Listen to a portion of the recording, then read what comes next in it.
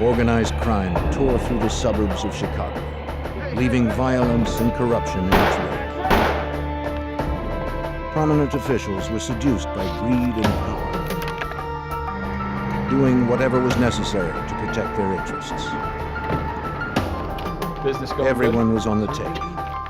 FBI search It would warrant! fall on the FBI to weed out the corruption and to find the killer of an innocent woman.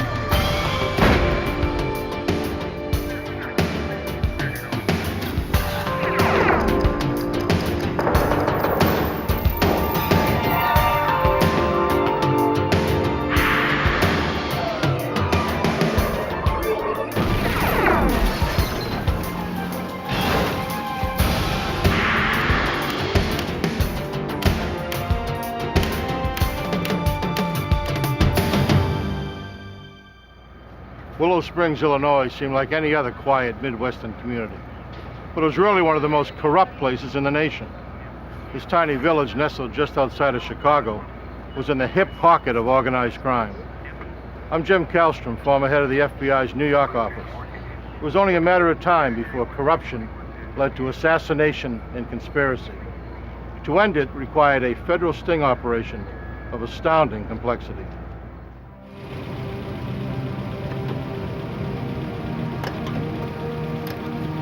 The bank of a sanitary canal in a remote industrial area became the site of a gruesome crime.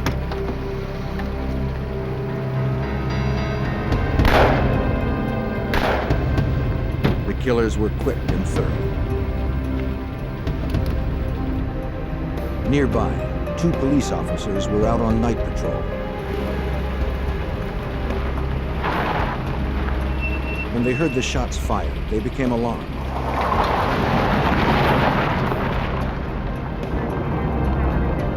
One of the officers drove towards the canal to investigate.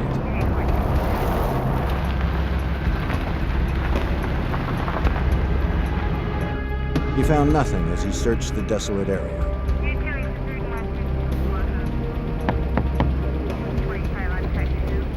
Hey, Chief. Also on the scene was Willow Springs, Illinois Police Chief Michael I heard Corbett. it earlier myself, and I've already checked the area, so it's He too saw nothing. I got a cover. See you later.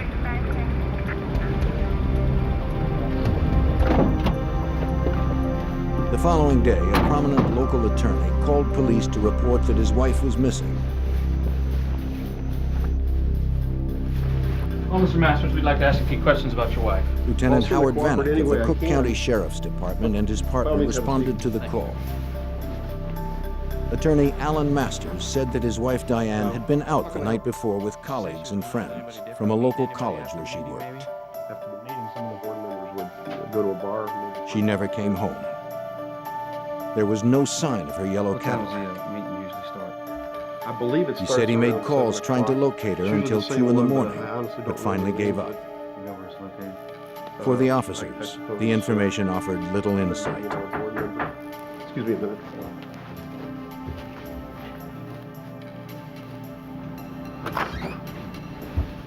Ask me questions about Diane. Lieutenant James Keating of the Cook County Sheriff's Department joined the officers. Yeah, by all means, you can sit down. Sir, we were just asking Mr. Masters questions about his wife's disappearance. He asked Masters if he could have a look around the Be house. happy to. Sure. Yeah, by all Masters means. agreed. No, not at all. He had nothing to hide. Have a seat. The officers continued their questioning. Anything else you can tell us? As far as I Reluctantly, know, Masters she offered maybe some with her new lover, some information. professor, somebody works for the college. He suspected that his wife Diane had been having an affair. I have no idea Maybe who the he two is. lovers No, had I run don't- off together. I don't know who he is or what he looks like. I just have my suspicions. Excuse me, guys. I think we need to wrap this up. Lieutenant Vanek wanted to investigate further and look around the house himself. Sir, I think we need to take another look around in here. Husbands are always suspects when their wives I look around. disappear. There's nothing Sir, here. we need to look around. It's time to go. Something's missing here, Let's sir. go now. But Lieutenant Keating intervened. He Sir, wouldn't procedure allow is it. 2 investigators always check out the scene. In his I mind, think it's everything time had to checked go. out. Now. Let's Sir. go now. Vanek was upset.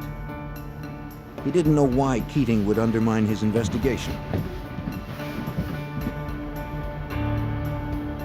Outside, Keating confronted Lieutenant Vanek, telling him to back off.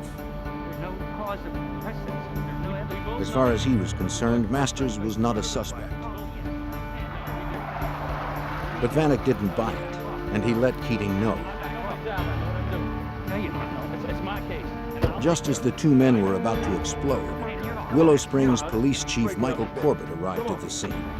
Blood, easy. Come on, guys. Let's be on the same side. Come on, man. Keating would have the final word. Vanek, you're off the case. Forget it. You're off the case, man. You got that?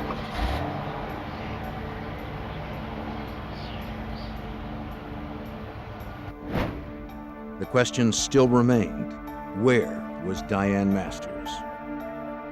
Her disappearance grabbed the media's attention. And Diane, if you would, please come to She had been very active in the local community. Diane had worked hard to help open a shelter for battered women. She was also involved in local politics and sat on the board of the Moraine Valley Community also, would like to College. present Diane with this plaque to show She her did how not much we appear to thank have her any for all enemies. the hard work and her dedication in opening this crisis center, something that is needed desperately in this community. But investigators began uncovering other details. It was reported by Diane's friends that her husband was controlling and abusive, and that Diane was planning to file for divorce. Assistant U.S. Attorney Tom Scorza followed the case. We were pretty certain that what had happened here was that Diane and Alan had a regular marital dispute, sort of ordinary dispute, but that it had escalated into something much worse. Go ahead and send him in. Scorza's investigation soon revealed that Alan Masters was more than just a bad husband. It was rumored that Alan Masters had bribed local officials and police officers to secure favorable outcomes for his clients. How'd it go? Very well. Very well. Nothing to worry This about at corruption all. extended right to the top of law enforcement. Allegedly, Masters frequently enlisted the help of Chief Corbett. If I don't hear about this anymore, it'll be worth every penny.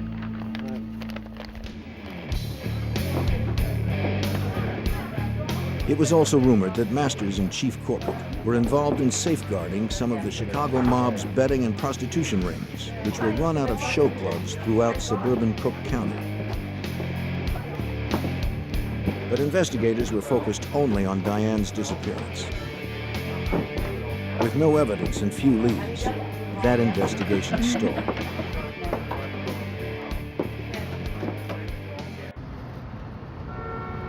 Unaware of Alan Masters or his wife's disappearance, the FBI had already begun an independent investigation into the mob-controlled rackets of the Chicago area.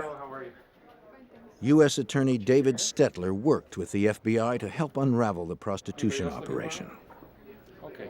At that time, there were a number of topless, bottomless joints that one could go to, and many of them were undercover fronts for prostitution. So you could go in, you could watch the naked girls dancing on the stage, and for a price, you could retreat to the back, either to a booth or a back room, and engage in one form of sexual activity or another with the dancers. The club owners knew that their customers would spend more on drinks and prostitutes if they could use their credit cards. But the patrons were reluctant. They did not want bills arriving at their homes or businesses with charges incurred from nightclubs with seedy names. The club owners found credit card transaction companies that were willing to process the charges using false but respectable business names.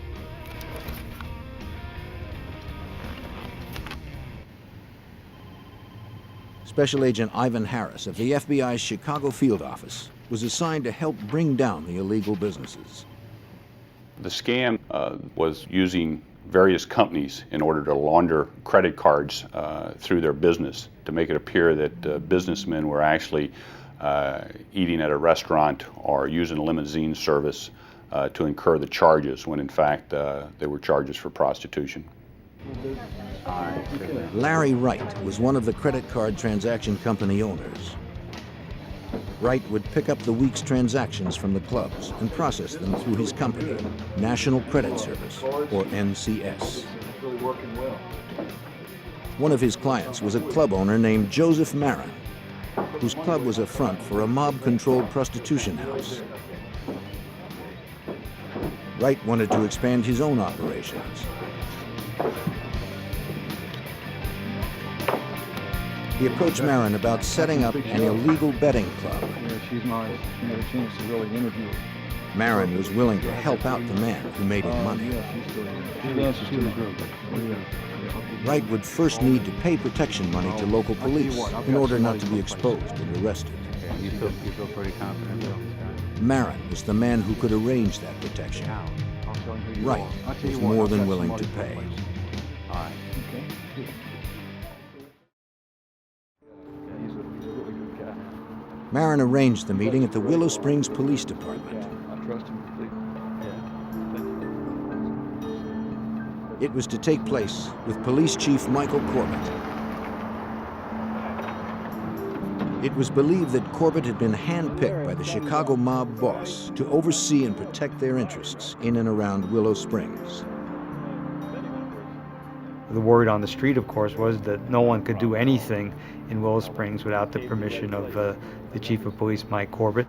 The message also was, from virtually anyone you would talk to, that he was so powerful, that he was so well connected, that nothing could ever be done about him.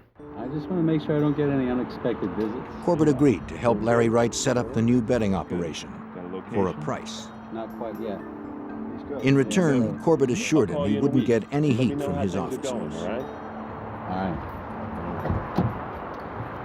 Larry Wright was well on his way. He returned to his office at National Credit Service, operated out of a nondescript office park location. Wright worked with two other staff members. Doing great. Very great. But these were not ordinary employees. NCS was not just a credit card transaction service for illegal activities. It was a front for the FBI. Larry Wright was actually undercover special agent Larry Damron. And he and the FBI were using NCS to work their way into the heart of the corruption in Willow Springs. While local investigators struggled to unravel the disappearance of a prominent attorney's wife, the FBI had set up an undercover operation in the town of Willow Springs, just outside of Chicago. Their target, organized crime, and the corrupt police who protected them from prosecution. The undercover work was often painstaking and frustrating. FBI Special Agent Larry Damron explains the difficulties inherent in undercover work. During the course of the undercover operation, you try to immerse yourself in what you're doing, and you try to assume that role because it's necessary for you to do that in order to accomplish anything. Oftentimes you'll hear people make comments, or you'll see people do things that in any other circumstance they would be arrested for immediately. And so what you have to remember is you're in a role and you play that role out. Damron had heard stories about how the mob resolved problems.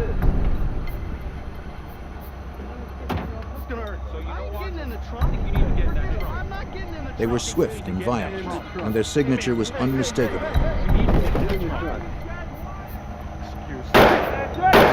2 bullets in the head. There was no room for mistakes.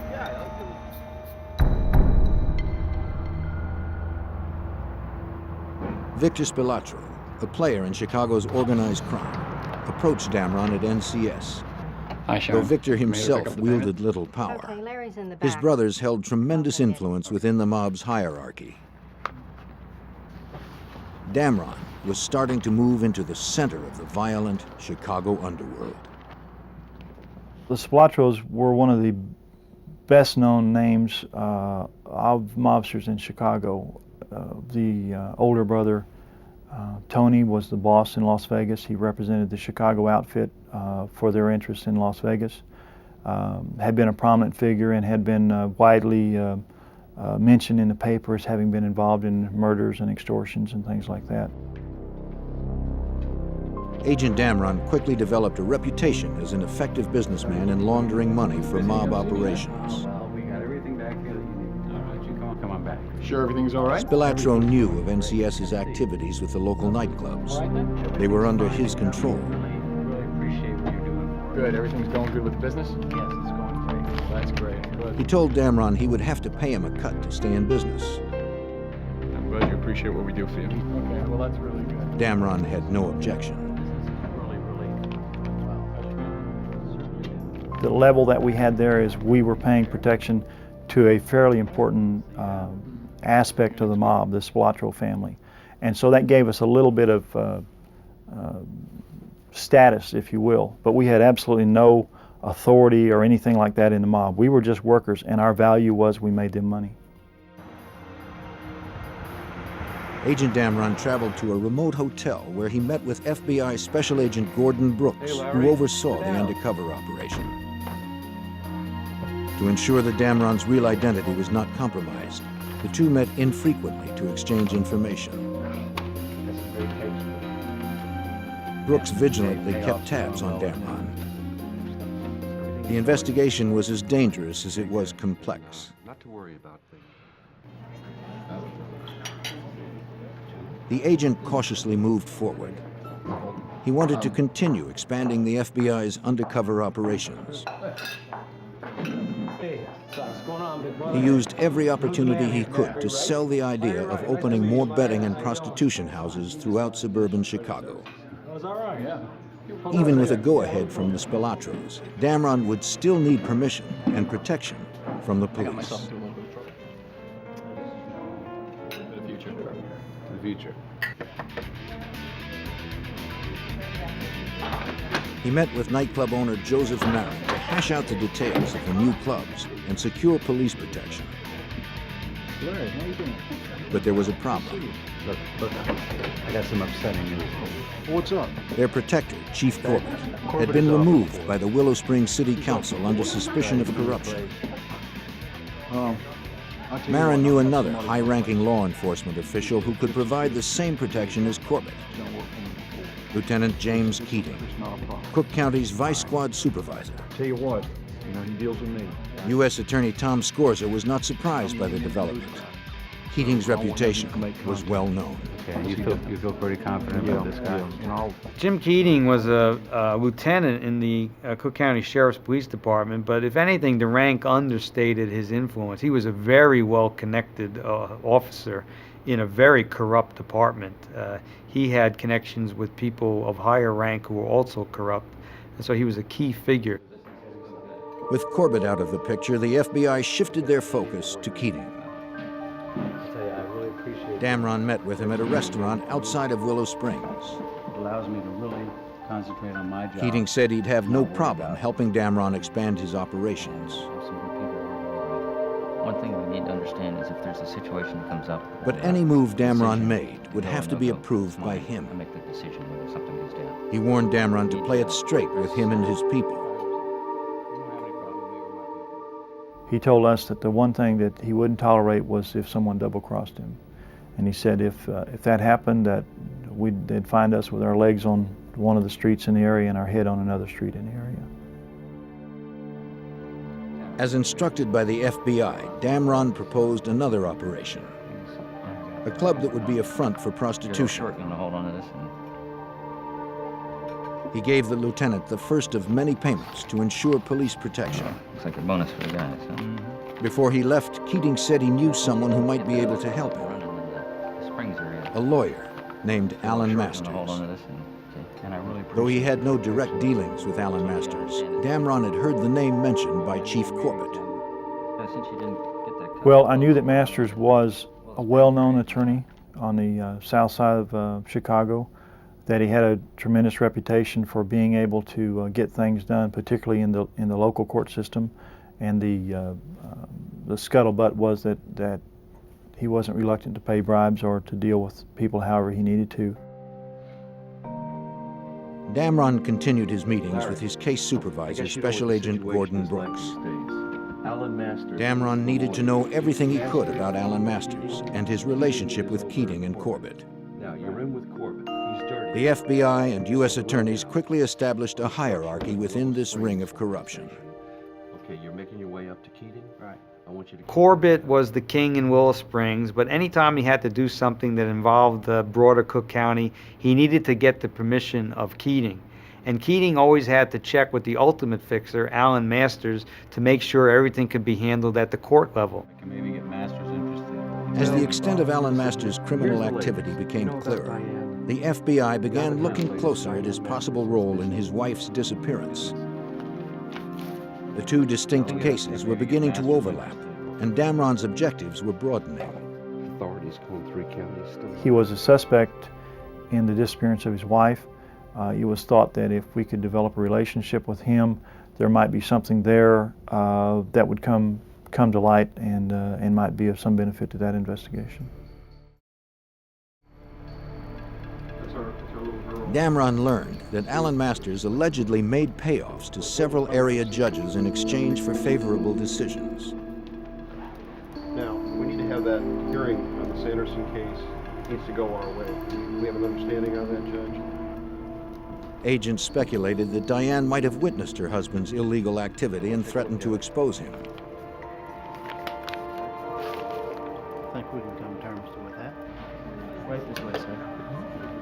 Now trying to elicit information about Diane's disappearance, Damron continued his efforts to make inroads into the corruption around Willow Springs. He met with Keating several weeks later to follow up on his plan to open a show club. A good manager lined up. Oh, I've got Again, Keating mentioned that his friend Alan Masters could help. Can take care of that. He's a real fixer. Damron took the opportunity to bring up Alan's wife. Keating said little, but then added an unusual comment. The same plan we had with the other one. Probably heard him. Seen him. We talked about Masters' wife turning up missing, and Keating said, well, she turned up missing like the day before the divorce was going to be filed. That was convenient, wasn't it? It was convenient. And chuckled about what a good circumstance that was. Damron was cautious not to probe too far, fearing that Keating might grow suspicious. You've known this fella for a long time? Yeah, I've known him for a while. I've worked with him before. Sure, he can do. As the meeting ended, Keating handed over Alan Masters' phone number, saying the lawyer was expecting his You call. won't be implicated. I just need to make sure lined up. I'm going with the same. He proceeded to set up the meeting with Alan Masters. Hello? Mr. Masters, how are you? This is Larry Wright speaking. The attorney agreed to help push through all the necessary permits and legal documents, which meant bribing officials and securing protection. Yeah, we've been working pretty hard on it for a while now. Well, someone I think it'd be a pretty Masters good suggested location they get for what you're together. talking about. The meeting was set for the following week, Monday, December 13th. Okay, I'll look forward to meeting you then. I think we can maybe do some business. Okay, thanks. Bye.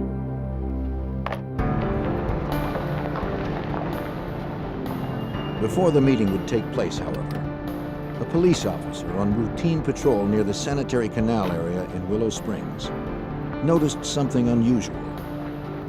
Tire tracks led directly into the canal.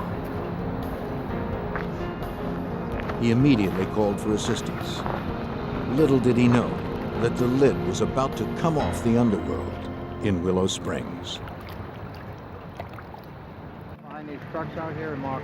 While the FBI continued their undercover operation in the Chicago suburb of Willow Springs, an officer out on routine patrol made an alarming discovery. Tire tracks leading directly into the sanitary canal. Police officers and a dive team responded to the site. Overseeing the investigation was James Ross, an honest cop appointed by City Council to replace Michael Corbett as the police chief in Willow Springs. Though Corbett had been ousted from the department, his legacy of corruption remained.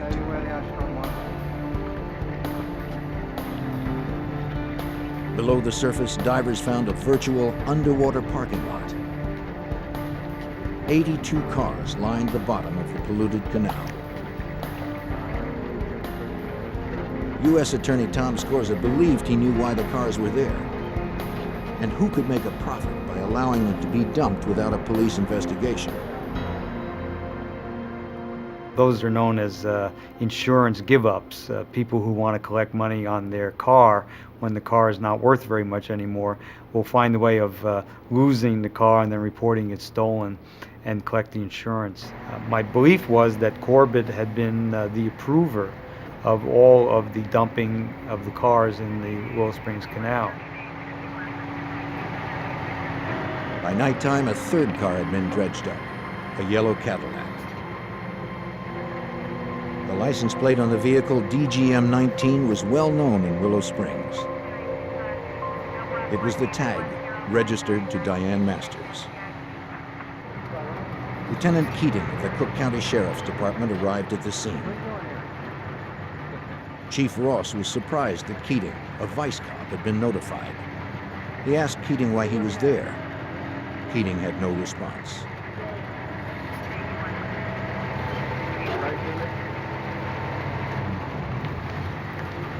Officers continued examining the Cadillac. When they pried open the trunk, they discovered a decomposed body.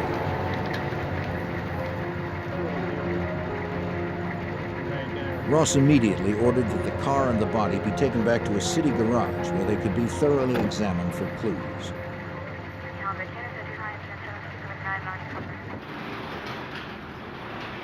The decision not to use the police garage was well reasoned. Chief Ross knew this case potentially had far-reaching implications, and he couldn't trust his own officers. The fewer people nosing around, the better.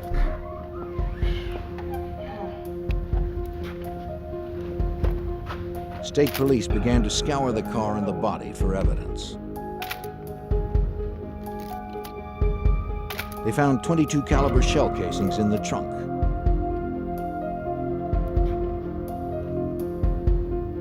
The keys were still in the ignition.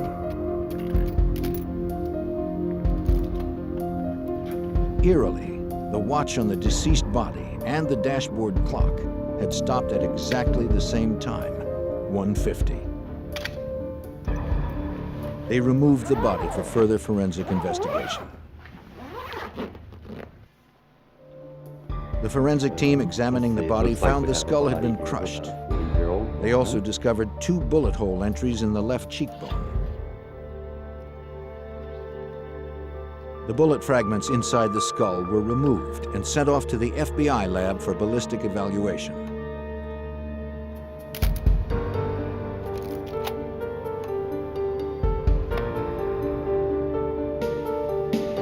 Dental records confirmed what everyone believed. The body found in the trunk was Diane Masters. The 9-month investigation into Diane's disappearance was now a homicide investigation. Come on in. Chief Ross called in Cook County Detective John Reed to work the homicide.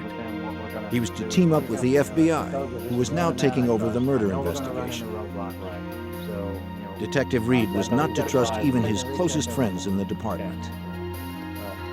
He was told that through the FBI undercover operation run out of NCS, law enforcement officers were being investigated for corruption. And some had ties to Alan Masters, who was now a firm suspect in Diane's murder.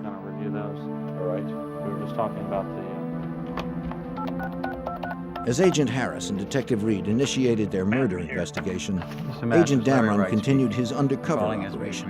Today to set up a time and place for our meeting. He called Alan Masters to confirm their meeting to set up the show club. I'm jammed. I expect to be in court all day tomorrow. I'm sorry. Well, Masters was evasive and next seemed week's distracted. Okay too, if that's okay with you. Maybe we can work something out then. Just give me some time. He canceled the meeting. Okay, thanks, Mr. Wright.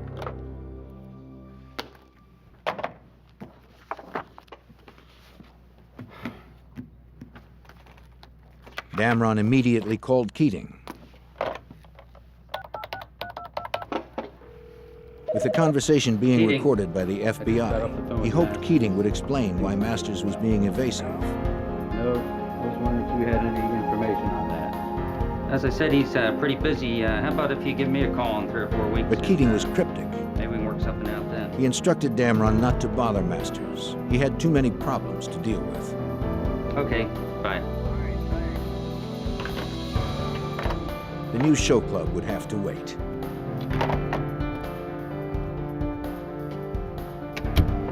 What do you got for me? Here are the transcripts. Damron met with Agent Brooks. Masters and Keating both appeared nervous since Diane's body had been discovered. But that was hardly enough evidence to prosecute either of them for murder. Perhaps Damron had overlooked something. He handed over his tape-recorded conversations with Keating. This is gonna nail him. We're gonna get him. Can you play that again, please? Over the next several months, the U.S. Attorney's Office, the Cook County Sheriff's Department, and the FBI began the process of merging the various investigations. All right. Well, The link between them was Alan Masters, Cook County Lieutenant James Keating, and former Willow Springs Police Chief Michael Corbett. If that's the case, if we can It would fall on prosecutors to begin constructing a case proving that the three men and all of their activities represented an ongoing, organized criminal enterprise. we can get the RICO prosecution happening. And what we had to do in order to prosecute Masters and Corbett and Keating for a collection of their activities, including the homicide, we had to show that they made up a criminal organization, a mini-mafia. Appreciate you meeting with us tonight, Mrs. Capstaff. Well, if you guys don't Detective Reed and Agent Harris's first step was to question Diane's friends who had been with her on the night she disappeared. Okay. You said that you followed her home that night. One of Diane's colleagues, Genevieve Capstaff, had actually followed Diane home that evening after a board meeting. And so I just wanted to see, so I followed her. Capstaff claimed everyone on the Moraine Community College Board who worked with Diane suspected that she was having an affair with an economics professor. She admitted that she wanted to see if the two were going to rendezvous. She followed Diane to her street. When Diane turned to go home, Capstaff continued on. Is there anything else that you can tell Further me that questioning might- revealed that all of the community college board members, including Diane, were given a $100,000 life insurance policy as part of their employment benefits. $100,000. Right, yes, but that only covers... The policy specifically stated that proceeds would be paid if a board member died while traveling to and from board meetings. The policy was void when the board member entered their home. That's all, but... We appreciate your Alan Masters claimed Diane never arrived home that night. He was therefore eligible to collect the insurance money.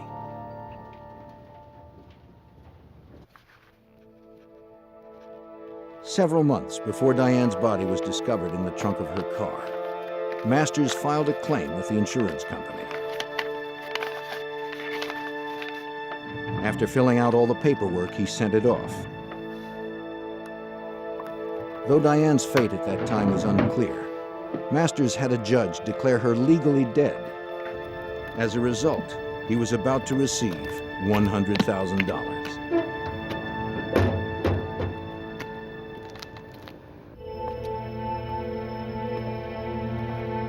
Alan Masters was fast becoming the FBI's prime suspect in the murder of his wife, Diane.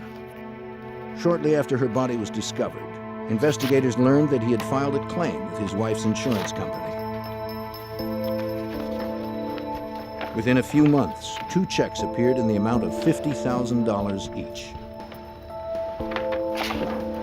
If federal agents and prosecutors could prove Masters was responsible for his wife's death and that he profited from it, it would be one more element that showed that he and his accomplices were involved in an ongoing criminal enterprise. Homicide in a federal racketeering case carries much more jail time than a state charge. As the investigation began to take on a clearer focus, FBI agents working the Undercover case received bad news. Listen, we're gonna have to move rather quickly on this. The Washington Post had gotten word of the operation. Listen, we're having a bit of a problem. We're almost at the point where we can really make some impact. The Post gave the FBI 3 weeks to wrap it up before running the story. We have some have to be closed down. Is that right? Yeah, something like that. All 16. Agents had no choice but to quickly bring their undercover operations to a Details are in close. here, so please do me a favor. For U.S. Attorney David Stetler, the timing couldn't have been better. All right. The project had run its course, and the bulk of the information anybody was ever going to get had been retrieved, and to make the operation go on longer would have resulted in additional evidence, but it also would have resulted in the evidence that had been gathered becoming more and more stale.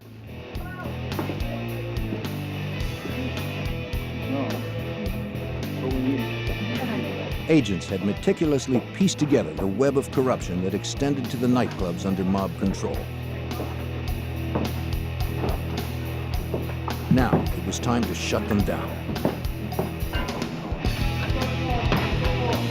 Yo, FBI, open the door. Open the door. The FBI hit all of the clubs on the same night with massive force. Several hundred officers and agents raided over a dozen clubs throughout Cook County, including those in Willow Springs. Stay right here. Go on in, fellas. Stay right here. Sit tight. We haven't done anything. All right, hands behind your back. This ain't helping anything. Shut up. Inside the clubs, federal agents were able to collect volumes of incriminating evidence.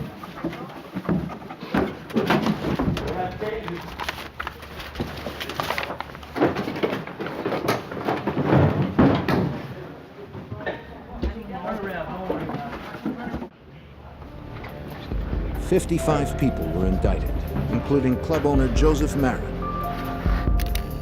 Tony Spilatro, and his brother Victor. They were prosecuted in both the state and federal courts for extortion, prostitution, bribery, and racketeering. Several deputies from the Cook County Sheriff's Department and officers from the Willow Springs Police Department were also indicted and convicted for protecting these businesses. After 3 years of undercover work, the sting operation was now officially closed. What's your friend's name? For undercover Special Agent Larry Damron, it was finally time to leave the role of Larry Wright. I would say the finish was elation and disappointment at the same time. Disappointment that there were so many opportunities out there to identify other criminal activity. We knew that that it was a good job, that we had gathered tremendous amounts of evidence, and that we had a real insight into some of the criminal activity that was taking place that we hadn't had before. Alan Masters. Local authorities, the FBI, and prosecutors could now focus exclusively on the Diane Masters murder investigation. She said he hit her. They continued questioning her friends and associates, including the man with whom she was allegedly having an affair. There were other things that happened. Economics professor Jim Koselniak. He confirmed that he and Diane had a relationship. He also claimed that Masters had abused Diane physically, mentally, and emotionally. She lived in fear of her husband. Diane had told him she planned to file for divorce. Koselniak also had reason to fear Alan Masters. One night, Koselniak and Diane had met for drinks at a local bar. He recalled that Diane called home to check on her daughter. Instead of getting the babysitter on the phone, Alan unexpectedly answered. Alan? He suspected she was with her lover. I didn't know you were He was in trouble. irate and began to I threaten was her. calling to check on Andra. He vowed to destroy her.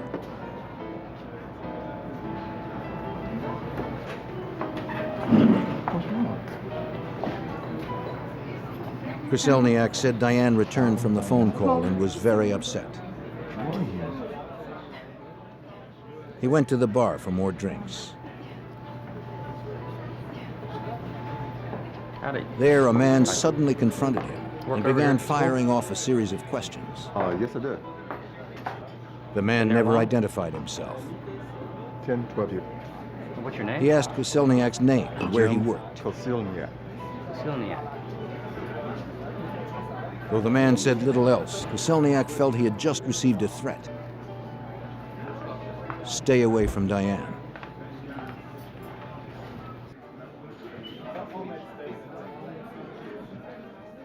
And Koselniak would later recognize the man as Lieutenant James Keating. restaurant. He said that on the night of Diane's disappearance, she had called him and warned him not to meet her for drinks. Again, different. So this was an unusual move on her part. They usually got together after her college board meetings. What was the tone of voice? Lately, she had been troubled by Alan's behavior. That they were going to another restaurant. Selniak which took was, her advice again, and different. canceled their Met plans. at the same place. He never saw Diane The again. meeting was always straight to RDG. As a matter of fact, they're on the way now. Agent Harris and Detective Reed continued to develop witnesses. Hey, glad you could come by. They discovered that Masters had hired a private investigator to keep tabs on Diane. that his wife Diane. We subsequently developed a cooperating individual named Ted Nakaza, who was a private investigator with Alan Masters. Masters had requested Ted Nakaza to place a bug on his home telephone number because he suspected his wife Diane was having an affair. I got a few tapes. Hey, what do you guys got for me? Nakaza told investigators the bug was successful in exposing Diane and Koselniak's affair. Good news. Ted Nikaza played back a telephone conversation, captured on tape, where Diane was talking in a highly sexual way with the boyfriend, Jim Koselniak. According to Nikaza, after playing the tape, Alan Masters declared his intention to kill Diane and to get Keating to make it look like an accident. Alan Masters wanted his wife murdered, and he had the resources to get away with it. You gotta stay cool. The FBI and local authorities continued to uncover evidence against Alan Masters and his associates that pointed towards a conspiracy to murder Alan's wife, Diane. Through a private investigator hired by Alan Masters, Diane's affair had been exposed. His wife was cheating. Alan's rage was out of control. Yes. But investigators had no hard evidence to charge him with murder. After an exhaustive 5-year investigation, that was about to change. He intended to have Diane killed. They uncovered a Cook County Sheriff's deputy who was willing to talk. Agent Harris. Deputy Jack Bachman had startling information. Keating brought me into his Bachman office. had been too afraid of the consequences of coming forward on his own. Say any more? He claimed that he had been approached to kill Diane. The offer had come through Lieutenant James Keating. Bachman had a series of conversations with Keating, and ultimately Keating asked Bachman if Bachman would be interested in the job of actually stalking and killing Diane Masters. Bachman said Keating offered him $25,000 to carry out the hit. And, Michael Corbett, the chief of police, had already agreed to dispose of the body. Bachman declined the offer. No, sir, I'm sorry. I can't get involved in anything like that. No, no, sir. Through Keating, Masters had clearly solicited a straight murder. about this meeting we just had, and Well, no, but he did offer me $25,000. This was one of the final pieces prosecutor Scorza needed to bring an indictment. He said he wanted to eliminate her. I said, what do you mean? What we were able to show is that when Alan Masters decided to kill his wife, he simply was able to turn to the two police officers that he'd already been working with on corrupt activities and criminal activities. And that made the homicide and the planning of it and the solicitation of it, it made it an activity of the criminal enterprise. The pieces had finally come together. And Diane Masters. Investigators put together a likely scenario of Diane Masters' murder. Said she heard something. Alan Masters had found a hitman to kill Diane and her boyfriend when they met for the usual drinks after her college board meeting. However, Diane didn't meet with Koselniak that evening.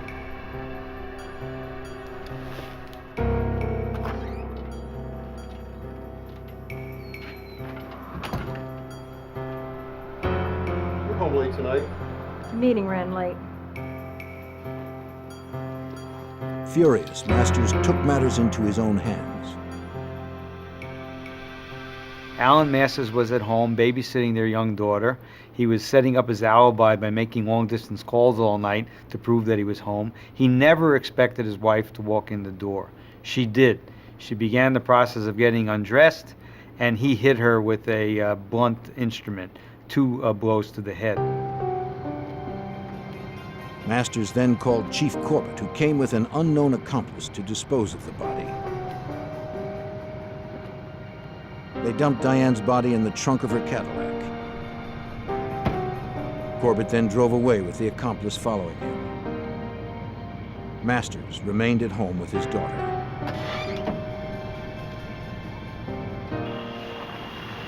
They drove to the remote sanitary canal.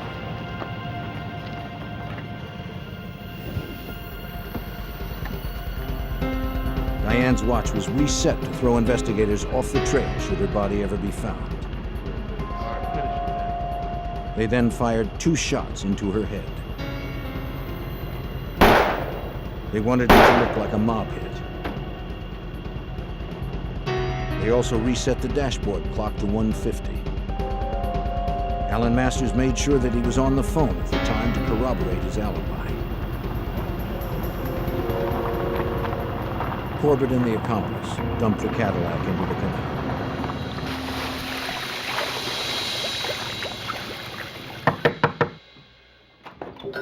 In June of 1988, 6 years after Diane's murder, investigators brought charges against the 3 conspirators.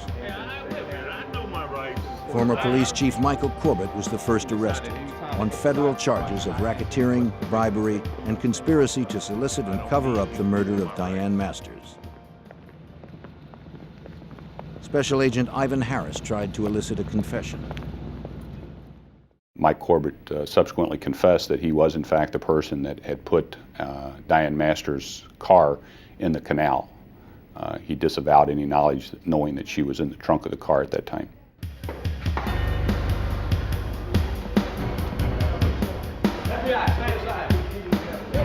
Cook County Lieutenant James Keating was arrested next on the same federal charges. He too denied involvement in Diane's murder.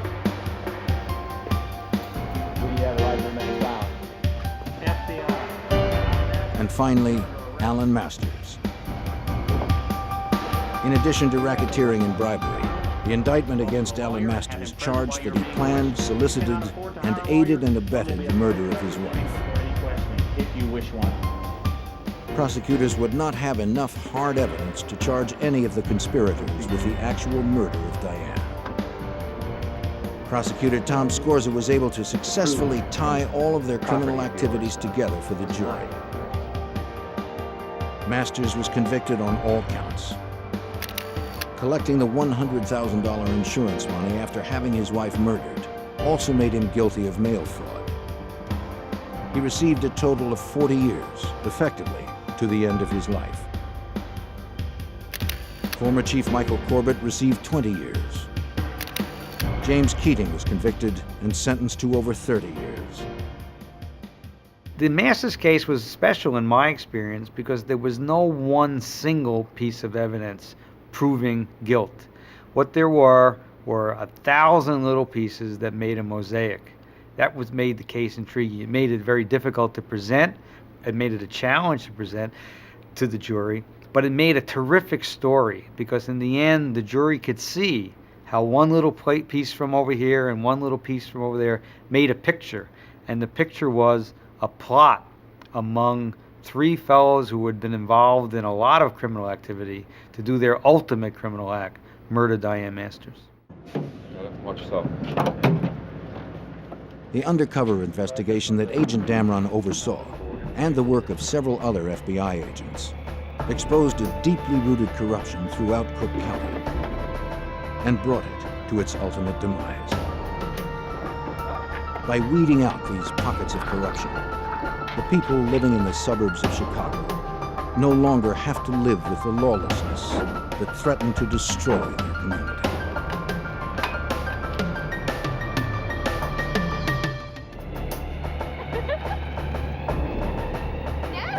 Across the country, young men were being shot down in cold blood. The killer struck unexpectedly. His attacks were unprovoked. His sole motivation was racial hatred. And after he killed, he vanished.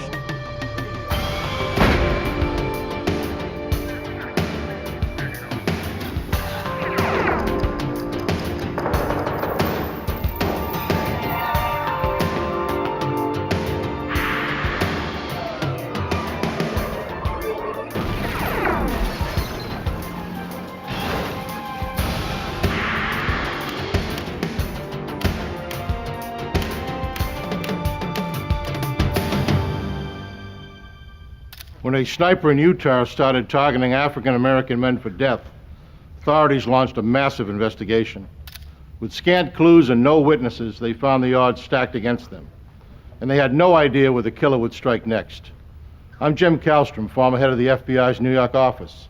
Civil rights violations fall under federal jurisdiction, so the killings become the FBI's business. The investigation soon grew into a nationwide manhunt for a roving serial killer. Salt Lake City, Utah. On an August night in 1980, 4 youths walked through Liberty Park enjoying the last days of their summer. 20-year-old Ted Fields and 18-year-old David Martin had just finished choir practice. Terry Elrod had just begun dating David a few weeks earlier and had set up her friend Karma Ingersoll with Ted. This was their first date. The four had met to jog in the park, but decided to walk and talk instead. They were too preoccupied with each other to notice a man watching them through the scope of his rifle. When David Martin dropped to his knees, the others thought he was joking. Then Terry felt something sting her arm, and she knew he was deadly serious. Ted told the girls to take cover while he tried to help his friend.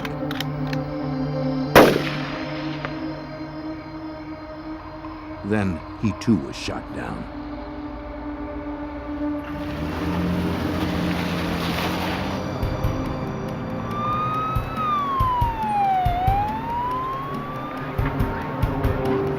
Police and rescue units raced to the scene.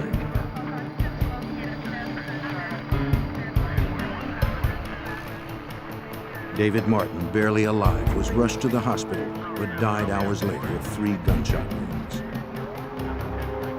Ted Fields, the son of a police chaplain, was dead.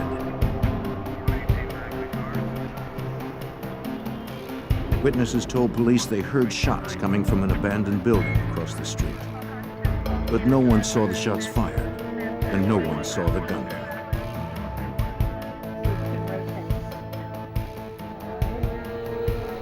Detectives spoke with Terry Elrod at the nearby trauma center where she was being treated for her wound. She was still badly shaken, but told investigators what she could recall. When she and her friends reached the intersection, she thought she heard firecrackers.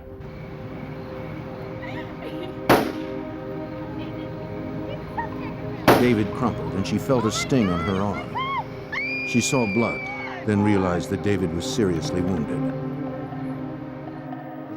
As she told her story, she recalled something that had happened a few minutes before the shooting.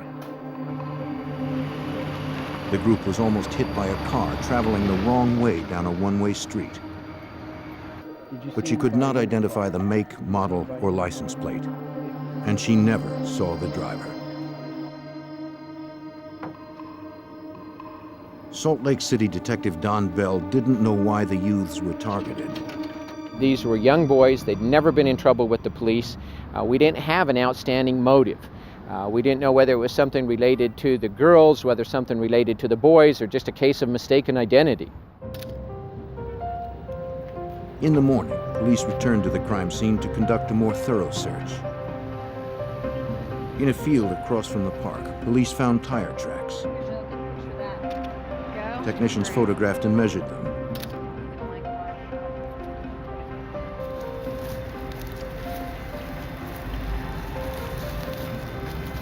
Close to the tracks, police recovered 6 bullet casings. Witnesses said they had heard the gunfire coming from the abandoned building. Now detectives believed that what they heard were the echoes. The shooter had apparently hidden in the bushes lying in wait for the foursome to walk into range.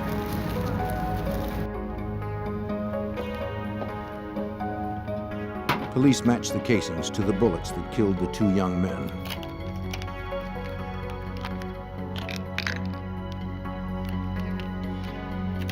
They sent the evidence to the FBI ballistics lab in Washington, D.C. to determine the type of gun the assassin used. That would take time. Investigators tried to find other leads to the killer's identity. Bell started with the family members of the victims. In particular, Terry Elrod's father seemed like a possible suspect. You looking for me? Teach Elrod led an outlaw biker gang and was upset that Terry was dating a black man. Detectives spent 3 days tracking him down. So where have you been? Hanging out. When they found him, he agreed to come in for questioning. Investigators were very thorough with him. He said he'd been on a whitewater rafting trip and that friends could back up his story. What? I did? Just have I a did? seat. Just have a What seat. am I, under arrest or something? Detectives weren't convinced. They demanded Elrod take a polygraph test. Find out right now. Have a seat. He would pass, and his alibi was corroborated. Police had no more suspects.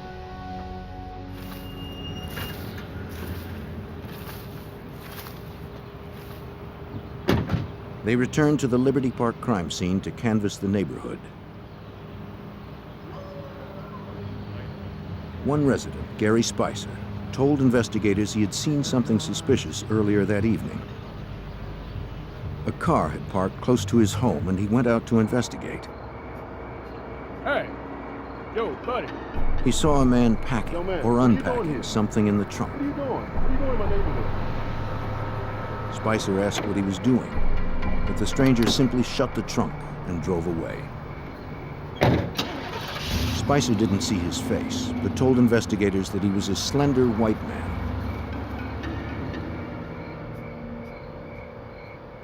He described the car as a Camaro with chrome mags. Yeah.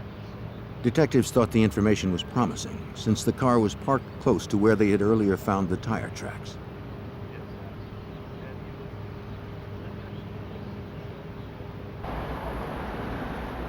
Two days after the murders, police seemed no closer to solving it. Press coverage intensified and community outrage escalated. We'd never had a homicide like this in Salt Lake City. We had never had people just gunned down, especially young people gunned down in the middle of an intersection. The general public wanted to know about the killings. They wanted to know if they were race-related. With the possibility of civil rights violations, concern grew in the Justice Department. Assistant U.S. Attorney Steve Snar was brought in to monitor the case. Members of the black community were particularly concerned and were somewhat vocal about whether this was racially motivated, but at the time there were no clear answers. FBI Special Agent Curtis Jensen from the Salt Lake City office was assigned to assist local investigators. When I first heard about this case, I was incensed. It caused a great deal of concern among not just the black community, but all of the community in Salt Lake City. They felt that there was an assassin loose and it could happen again. As community pressure grew, test results from the FBI ballistics lab in Washington, D.C. offered investigators a fresh lead. Examiners determined that the weapon had been a 6-shot rifle, either a Marlin or Glenfield .30-30.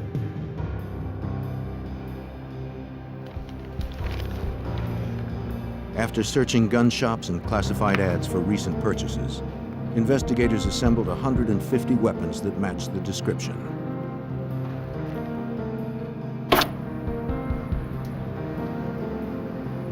They tested each one.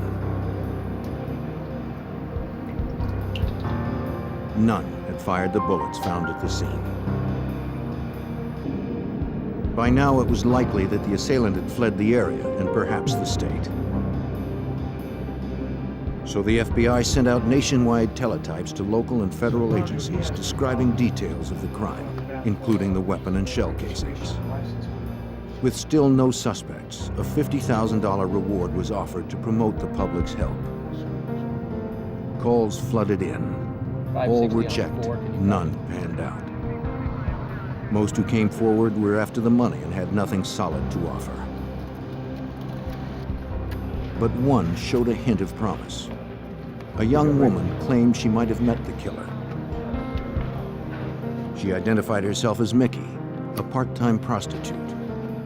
She was reluctant to talk to police until Detective Bell assured her she wouldn't be charged if she came in for an interview. She was actually a struggling college student, and so she would go out 2 days a week and work on one of the streets that a lot of the prostitutes worked on. She told the detective about a man she had met sometime in August, close to the time of the killings. Mickey was walking down the street when a man in a Camaro pulled up and asked if she wanted to party. She hadn't planned on turning any tricks that day, so she said no. He said he'd make it worth her while. She relented since she needed the money and the man didn't seem threatening. He spoke with a southern accent and introduced himself as Bill Hagman. He drove her to the Regal Inn Motel. Just getting ready to go. In the room, Mickey noticed that Hagman had weapons. She described 2 long guns that stood in the corner and 1 silver handgun. Hagman didn't talk about them, and Mickey was afraid to ask. She also said that the man had tattoos on both arms. On his left forearm was an American eagle, on the right, the Grim Reaper.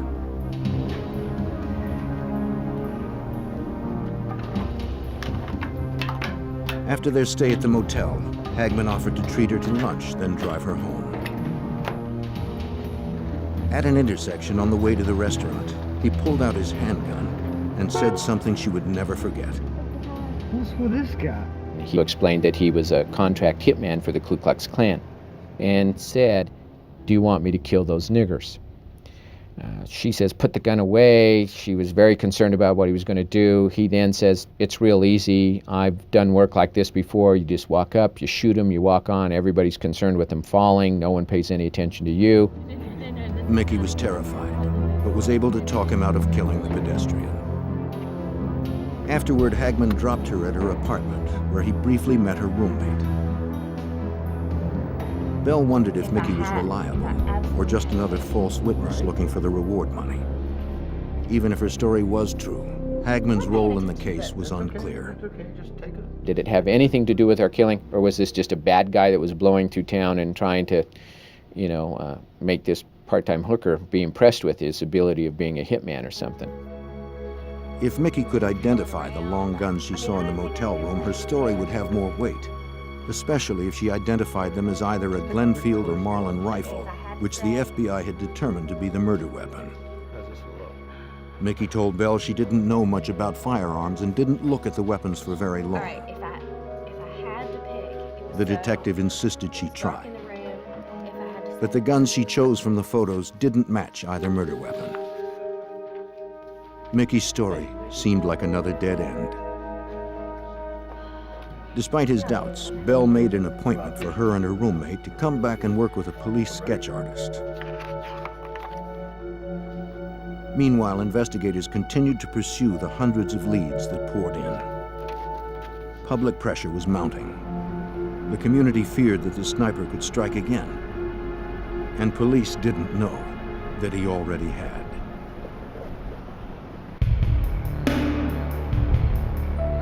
Three weeks after the double murder of 2 young black men in Salt Lake City, the killer's identity remained unknown.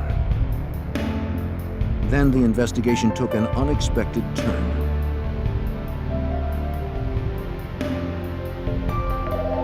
Local authorities received a response to the national telex sent by the FBI. Police in Cincinnati were investigating a similar unsolved double murder that happened 2 months earlier.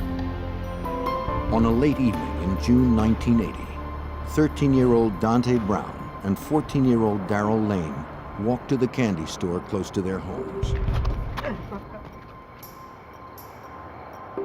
They never saw the man watching them. Danger struck quickly. They didn't have a chance.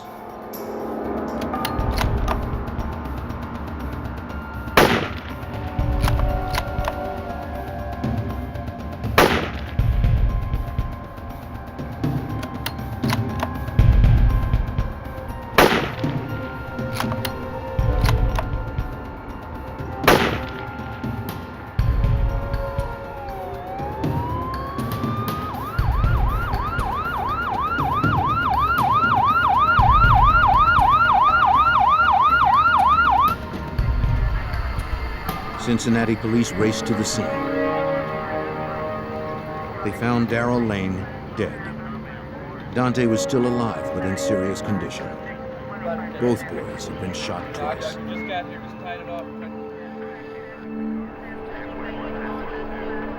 Officers talked to onlookers, hoping someone had seen something, but no one had. Detective Mike O'Brien of the Cincinnati Police recalls that the coroner provided investigators with their first clue. The coroner responded to the scene, and he had already performed a post-mortem examination on one of the young men and was able to tell the trajectory and the direction the shots were fired in. The coroner pointed them towards the train trestle 75 feet away.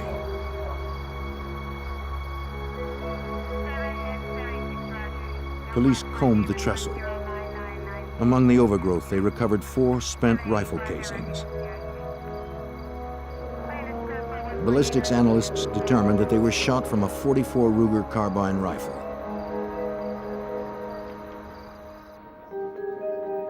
Months had passed since the double murder in Cincinnati, and detectives had no suspects. No one knew why someone would want to kill the teenagers. This wasn't the typical homicide. When you have 2 children, 13, 14-year-old children that are shot, sniper-style shooting with no clear motive, 2 children on their way to a candy store. It obviously had the city and the neighborhood in an uproar. When O'Brien heard about the Salt Lake City sniper, he invited the detectives to Cincinnati to compare the cases more closely. To Salt Lake City Detective Bell, the connection was significant. It revealed a breed of killer not encountered before 1980. Once we were made aware of this information, we were pretty much convinced that we were dealing with the same killer from back east.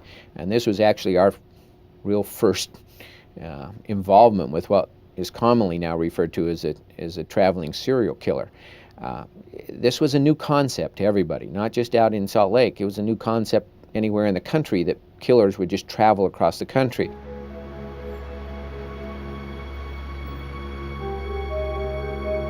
While police from both states met in Cincinnati to search for answers, Detective Bell in Salt Lake City followed up on the slim lead from the prostitute named Mickey. She told him that she'd spent time with a man named Bill Hagman at the Regal Inn Motel. He carried guns and drove a Camaro like one described by witnesses close to the crime scene. At the motel, Bell found a registration card signed by Hagman and dated August 16th, 4 days before the murders. The address Hagman listed was in Kentucky. We had the FBI run the name through their entire database. They had nothing on that name. So we felt fairly confident that everything he'd put on this registration slip was fraudulent. FBI labs in Washington, D.C. dusted the card for latent fingerprints, but found none. They also analyzed Hagman's handwriting and noted some unique characteristics that would make it easy to identify. They had no proof he was the killer, but he was the only lead they had. Although it was a long shot, a team of 20 detectives spread out to search other motels in the area. They carried copies of Hagman's Regal Inn registration card, hoping to match his handwriting in the event he used a different alias. Agent Jensen recalls the extensive search. And they conducted a search of all motel rooms from Ogden, which is 30 miles north of Salt Lake, to Provo, which is 30 miles south. And they located about 8 motels where this individual had stayed using false names, each one different, using phony addresses, and using false license numbers for his car. Local investigators also discovered the suspect had stayed at the scenic motel on August 20th, the day of the murders. It was just 9 blocks from the shootings in Liberty Park. Though Hagman used different names at each motel, the FBI labs confirmed the handwriting was the same. One of the cards yielded a fingerprint. But a check in the National Fingerprint Database turned up nothing. Is this one of your motel registrations? At the Sandman Motel, they got another break. Help me out for a second. Detectives discovered that his registration card listed a Camaro with its license plate number. Okay, now, I see a license number. But a second license number was written in the margin by the motel's owner. Yes, I do. I wrote that number there. That's the correct number. He must have been in his late 70s, early 80s. He went out every night around 3 o'clock in the morning and would take all of his motel registration slips and walk by all the cars and check their license plate numbers against what were put on the cards, because he was so sure that his guests were going to steal a pillow or a pillowcase. When the owner checked the plates on Hagman's Camaro against his registration, the numbers didn't match. So he recorded the correct Kentucky plates in the margin of the card. A DMV search revealed the license plate and the Camaro were registered to a member of a prominent Louisville, Kentucky family. The Salt Lake City detectives shared their discovery with detectives in Cincinnati. They immediately responded to Louisville and made contact with the police agency there and tracked down the actual registered owner of this car. He had in fact sold the car to another person some months before. The Louisville man showed detectives the sales receipt. Police took down the name of the purchaser, the car's mileage, and its brand of tires. But their troubles weren't over. The purchaser had used a false name. The seller worked with a police sketch artist to render a composite of the buyer, a slender white man with a Kentucky accent. Back in Salt Lake City, Mickey and her roommate were also providing detectives with a composite sketch of the man who called himself Hagman. At the same time, I met with Mickey, the part-time hook, and her roommate was actually an artist, a student who was studying art, and she did a freehand drawing to begin with. And then we asked her if she could work with our composite, and she did. And she put together a composite of this man. Hey, Ron, how's it going? How you doing, Mark? All right. What do you got? When the composite drawing from Louisville arrived in Utah, detectives compared the two renderings. Good morning, Mark.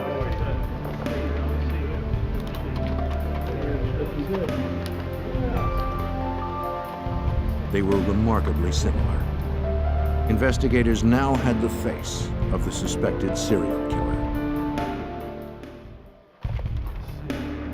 Investigators hunted a serial killer who had murdered 2 young African Americans in Cincinnati and 2 more in Salt Lake City. They now had a sketch of their suspect, but lead detective Don Bell still had no name and no hard evidence connecting him with the murders. We didn't have anything to charge him with. However, we did find a motel that he stayed here in Salt Lake for 2 nights. Since he left without paying, we immediately applied for a warrant, which was granted, and we charged him with defrauding an innkeeper or failure to pay. We issued that warrant under every single name that had been found on every single motel registration card.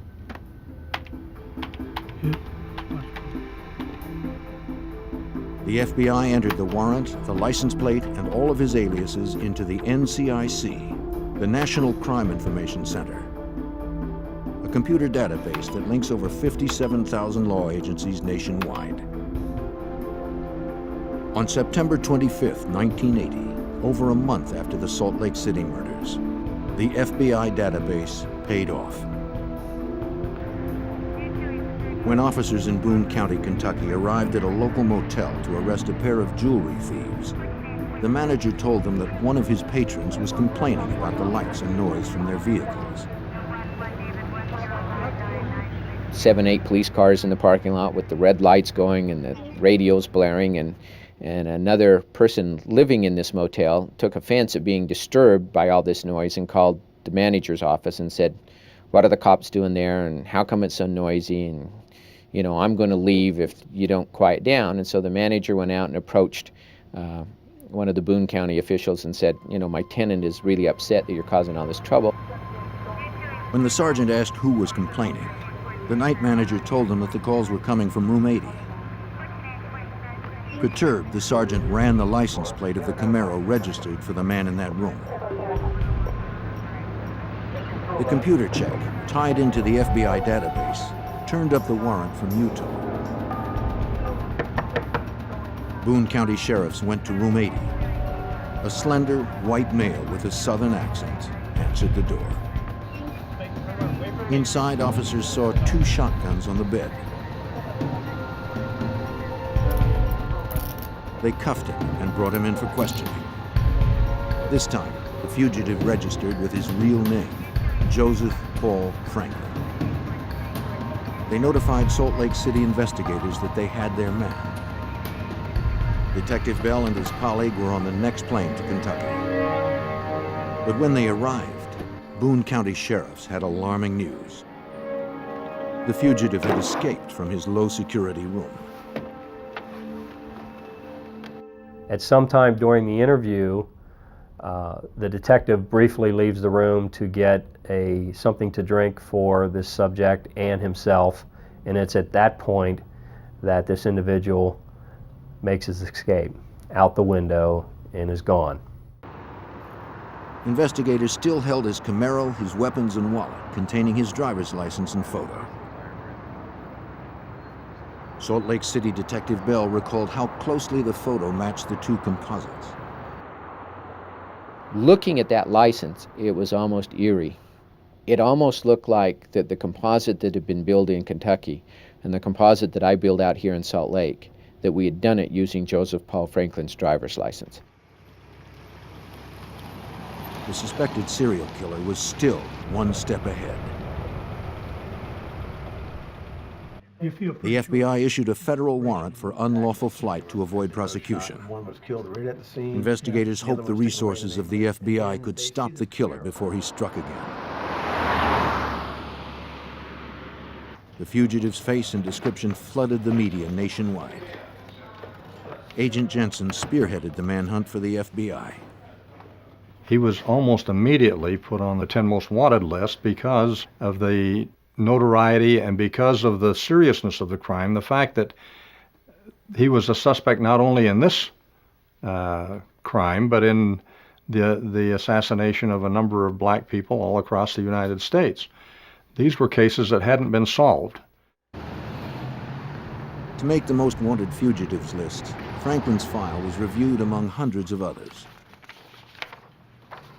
Special agents at FBI headquarters decide the 10 most wanted based on a suspect's immediate danger to society, that the suspect won't stop killing until he's caught.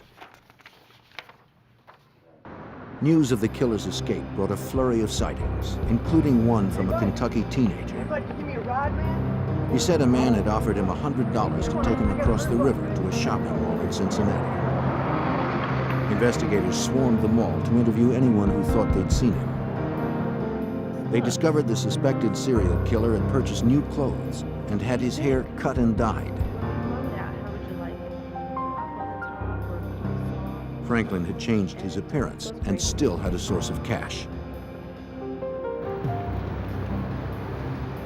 Back in Kentucky, evidence technicians scoured the Camaro for clues.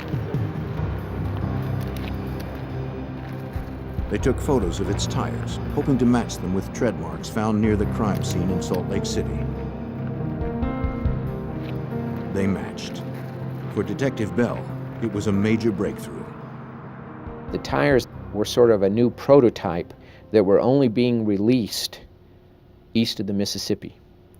So for tires to show in a dirt field in Salt Lake City They would have had to have been purchased at that time east of the Mississippi that placed that car with that man in our city.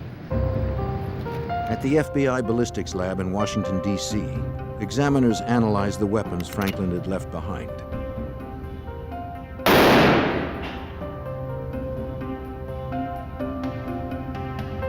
They hoped to determine that one of the guns was the murder weapon.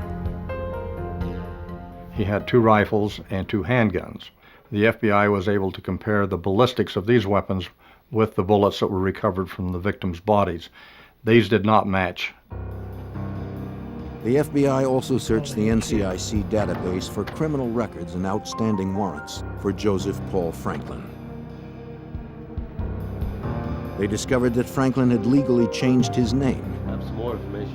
What do you got? His birth name was James Clayton Vaughn.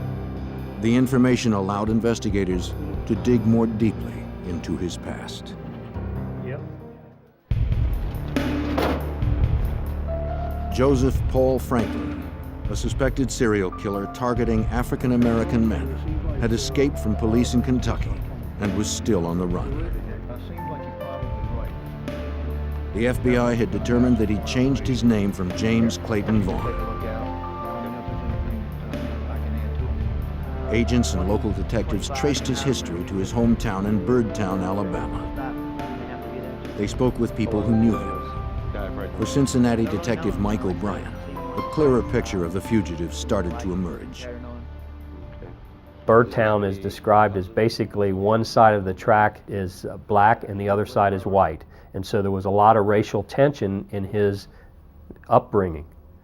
There was a lot of problems between whites and blacks in that area. His mother had relatives that had been in World War II on the side of Nazi Germany. Franklin, at one point, had said he had read Mein Kampf and was very impressed with this writing. Joseph Paul Franklin had selected his new name to honor one of his heroes, Hitler's chief propagandist, Paul Joseph Goebbels. The FBI tracked his movements over the previous year and found that they coincided with several unsolved bank robberies. That's him. That's him. Agents also learned that 2 years earlier, he had sent a letter threatening to kill President Jimmy Carter because of his pro-civil rights views. The president was currently campaigning in the South, where Franklin had last been spotted. The election was just weeks away. If Franklin was going to make good on his threat, it would be soon. Detective Bell remembers that the FBI and Secret Service rushed into action. Well, they decided that Joseph Paul Franklin, also James Clayton Vaughn, was definitely a threat to President Carter because he had written that he would like to kill him. So they passed pictures of Joseph Paul Franklin in every city that the president was going to visit. The FBI had to get to Franklin before Franklin got to the president. We were able to, through contacting his friends, determine that during the process of his flight, he was selling his blood plasma to obtain money to live on. And as a result of that, we sent bulletins out to all of the blood plasma centers in the southeastern part of the United States. Clinics across the South received packets from the FBI with information on the killer, now suspected of murder in at least 7 states.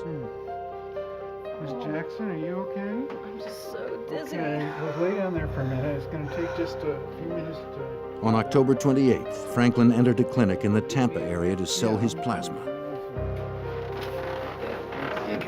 The technician prepping him recognized the tattoos from the FBI packet, the Grim Reaper and the American Eagle. Is this your first time giving blood? Oh my gosh, I'm so dizzy. Franklin figured selling his blood was safer than robbery for a man on the run. I do it all the time. He was wrong. There is? The technician phoned the number the FBI provided. Yeah, okay, great. I'll keep you busy. Federal agents surrounded the clinic and moved in to arrest Franklin. This time, there would be no mistakes. The killer went quietly without a fight.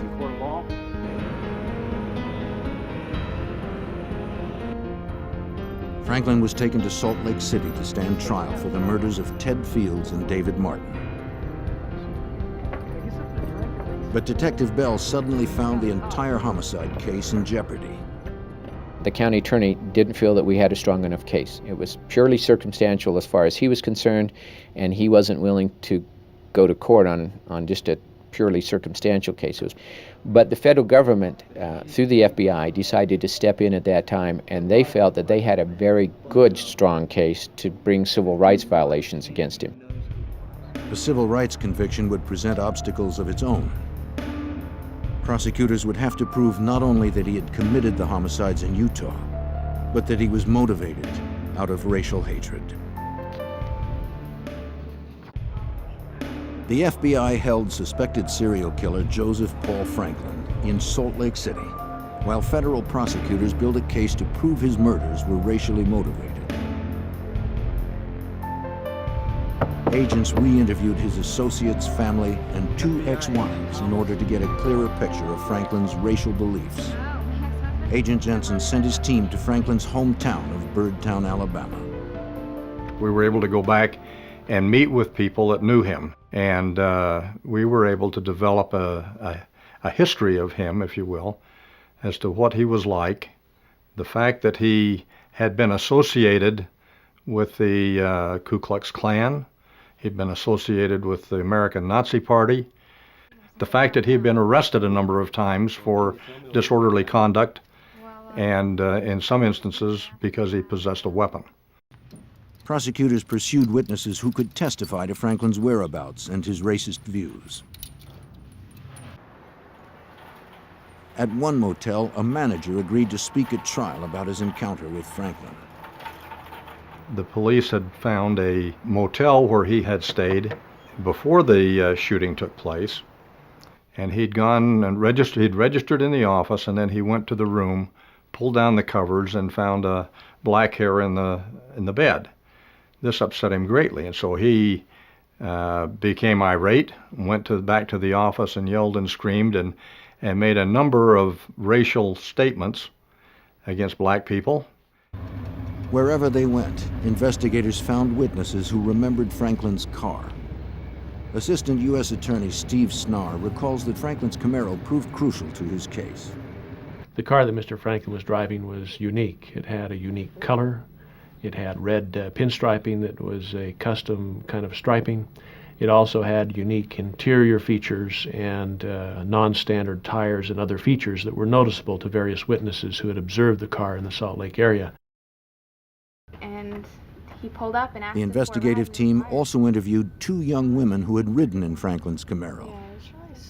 We came up with 2 girls, a lady by the name of Sandra and another one by the name of Rhonda, who actually at 4 o'clock, 4:30, 4:45 on the day of the killing, were hitchhiking a couple of blocks away from the park.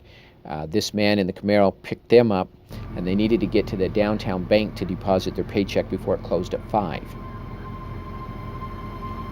As they got in the car, Franklin asked them if black people hung out in the park. One of the girls, who was dating a black man, said yes. Before he dropped them off, he handed them printed cards that said, "Take off your clothes." Bell sent the cards to the FBI lab, and examiners were able to conclusively match them to similar cards found in the glove compartment of Franklin's Camaro.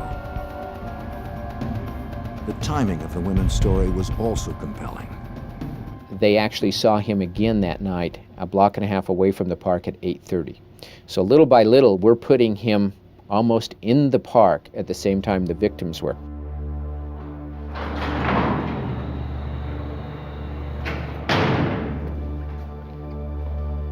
At the Salt Lake County Jail, Franklin was held in a double lockup since he had previously escaped from police custody. Close 3. While there, he became friendly with Robert Herrera, an inmate serving time for burglary. Herrera had more recently been disciplined for brawling with a black inmate. Although the fight was not racially motivated, Franklin assumed Herrera held the same hatred of African Americans.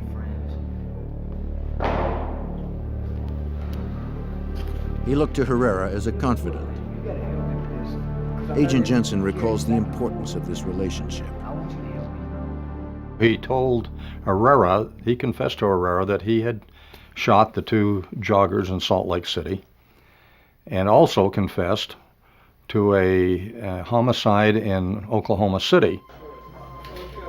Herrera arranged a meeting with the FBI and local investigators. He had a proposition for them. How's it going? Herrera would become a federal witness against Franklin if the state would guarantee his early release. Franklin told Herrera why he shot the couples in Liberty Park. He said he believed people of different races should never mix. When Franklin saw the black men walking with white girls in the park, he felt they should die. Investigators were not convinced they could trust Herrera.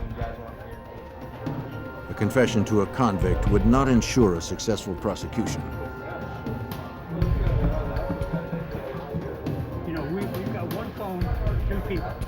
We have to coordinate out here too.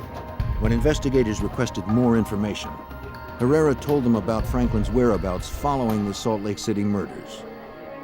Well, I can tell you what he did after the shootings. He did the shootings, he left here, he went north to a town north of Salt Lake, Ogden. He took the freeway across Nevada through Winnemucca, Battle Mountain, Reno, and into San Francisco, and he sold the rifle that he killed the kids at a flea market outside of the Bay Area. Agents and local investigators needed to confirm Herrera's story. If they could find the rifle Franklin had used in Liberty Park, investigators would have the piece they were missing. Detective Bell sent his team to the flea market outside San Francisco. They interviewed gun dealers and other witnesses. So they saturated the flea market, and they did come up with witnesses who remembered Joseph Paul Franklin and remembered that he was selling guns. But we could never find the gun. Even without the weapon, Herrera's story was confirmed.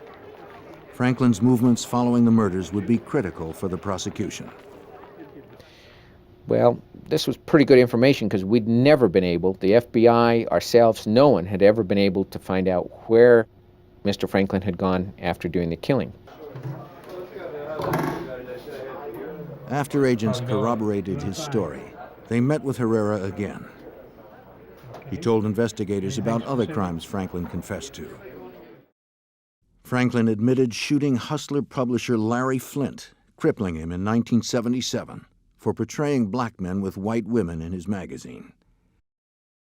Franklin also said he shot Vernon Jordan, the president of the National Urban League, in May of 1980. Federal prosecutors felt they had enough to bring the civil rights case to trial. Well, the prosecution was an involved prosecution involving 65 witnesses and approximately 100 different exhibits. However, we managed to expedite the case and move things along in telling our story and recreating the actions and things that took place. The trial lasted 5.5 days and we were done. The jury deliberated just 5 hours, finding Joseph Paul Franklin guilty of the federal civil rights violations. The judge sentenced him to 2 life terms. Franklin was furious that he was going to prison for the rest of his life, but more so because an African-American prosecutor helped put him there.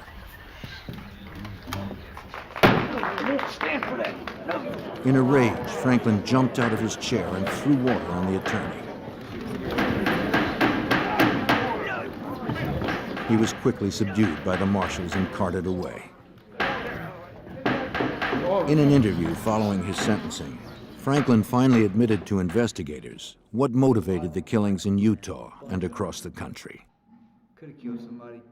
He said himself that he is a racist, that he had a plan to assassinate as many blacks as he could. This was his whole purpose.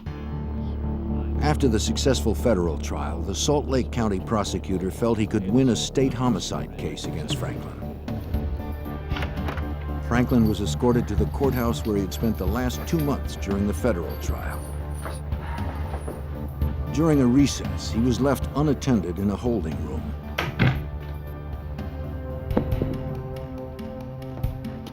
Before the court officer returned, he freed himself and pried the door off its hinges.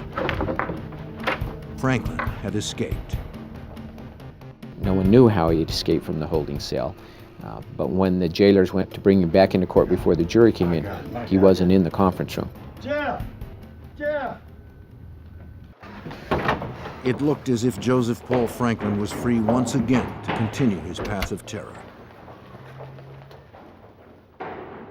The elevator was his only way out, and only operable with a guard's key. But a marshal found the control panel dismantled. Franklin had hotwired it using only a dime and a paper clip. He was able to take the plate off the elevator, the prisoner elevator, and strip the wires and call the elevator to that floor. And then he disappeared. Police closed off the streets as jailers searched the courthouse for the fugitive.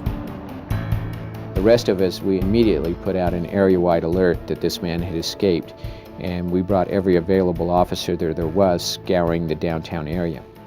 At the same time, the jailer decided that maybe he noticed that the top panel on the elevator had been loosened. So he climbed up on top of the elevator and noticed some movement in the dust and thought, well, somehow he's in this building. So that particular jailer started crawling every single air duct in the courthouse. He found him. Franklin scurried like a rat in the ductwork, always remaining out of his reach. Coming out the other end. But when Franklin came to the end of the duct, a second guard was waiting. Got your bracelets right here. Well. He was back in custody within an hour. That's it. Get him out of here. We cleaned him off and combed his hair and brought him back in. And the jury was none the wiser. They just got an extra hour for lunch.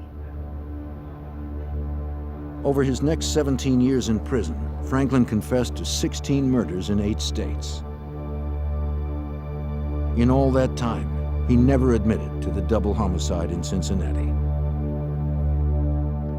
Detective Mike O'Brien never gave up. He continued to build his case, hoping to convict Franklin of the Cincinnati murders.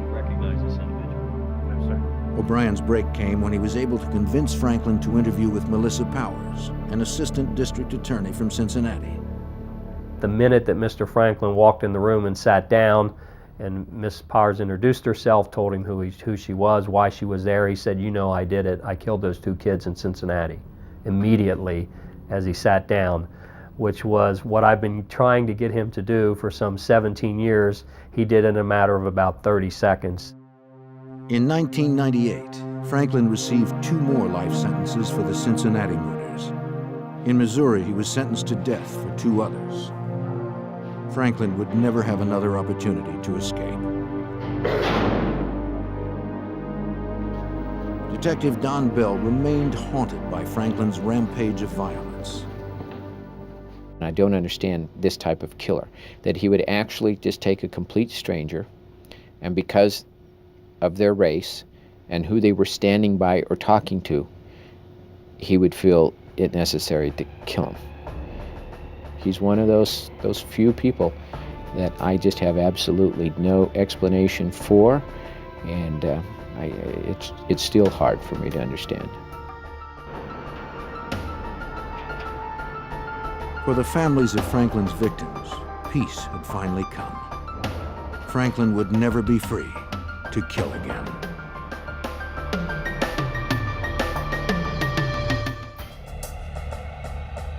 A serial killer was on the loose in western New York. He chose his victims for the color of their skin.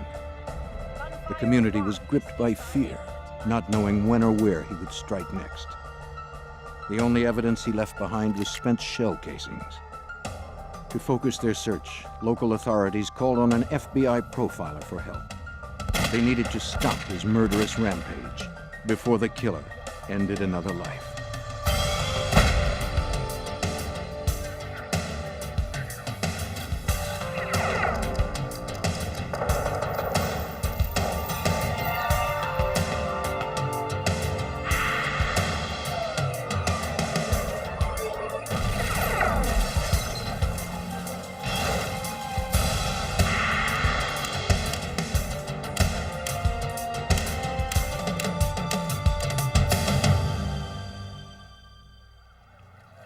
In Buffalo, New York, a sniper targeted African-American men.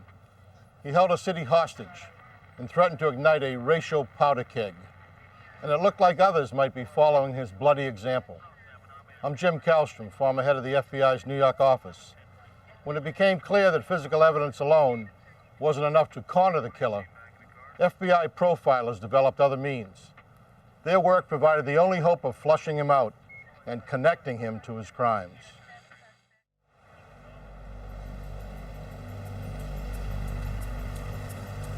On September 22, 1980, in Buffalo, New York, Larry Robinson drove up to a supermarket with Glenn Dunn. Dunn promised to wait while Robinson went in to cash his paycheck.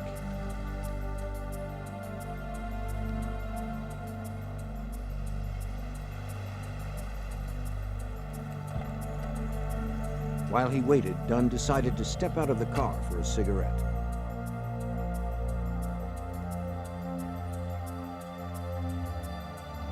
At about 9:45 p.m., psychiatric nurse Madonna Gorney just finished her shift. On her way home, she decided to pick up some groceries. Not far from where she parked, Gorney spotted Dunn fidgeting in the shadows. She was alone and felt unsafe. There had been robberies in the area, and Gorney did not want to be another victim. She headed straight for the lit entrance, where she passed another man who appeared to be waiting for a ride.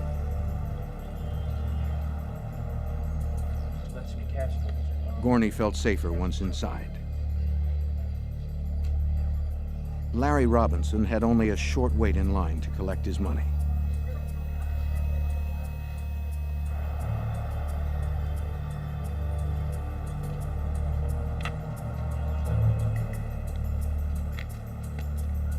Looking for his ride, he noticed Dunn's car parked at the end of the building.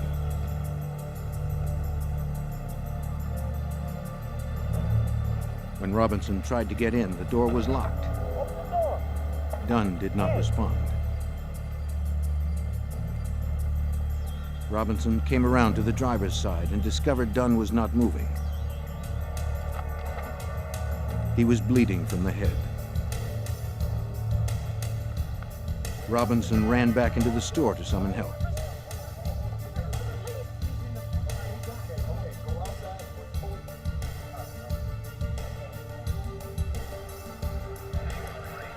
When Madonna Gorney left the store, she noticed commotion at the end of the building and asked if she could be of any help. The security guard replied that it wasn't necessary. The situation was under control.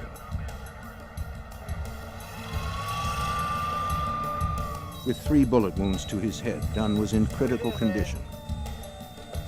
Paramedics struggled to save the young victim. His heart had stopped. Efforts to revive him were futile. He was pronounced dead on arrival. When police informed Dunn's family, they discovered he was only 14 years old.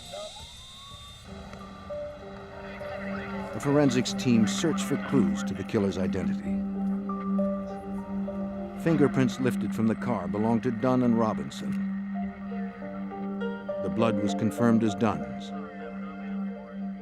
The only trace left by the assailant was spent bullet casings.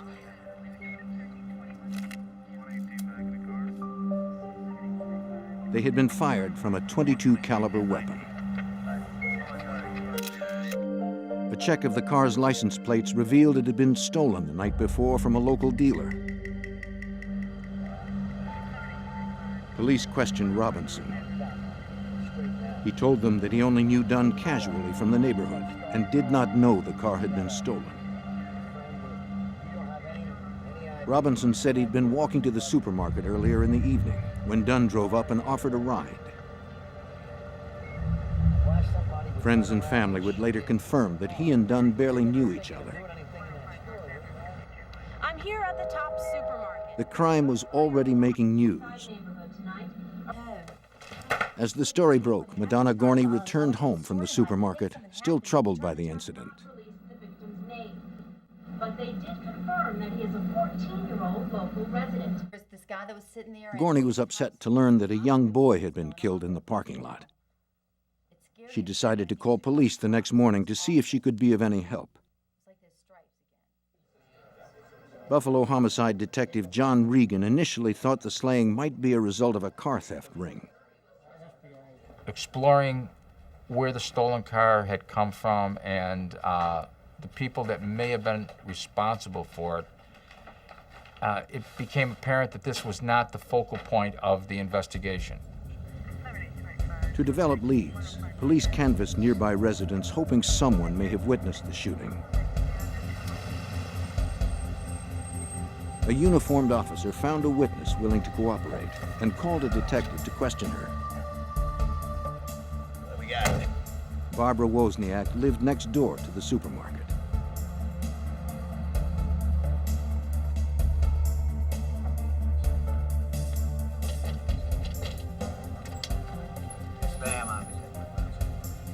She told the detectives that she had heard the gunfire and seen the assailant. Well, we just start from the beginning. At around 9:45 on the previous evening, she was cooking when she heard 3 pop-like sounds. She hurried to her window to see what had caused the noises.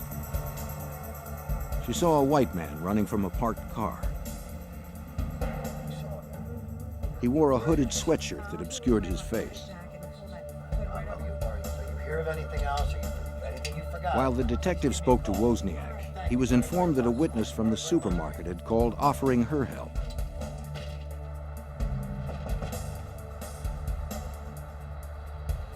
It was psychiatric nurse Madonna Gorney.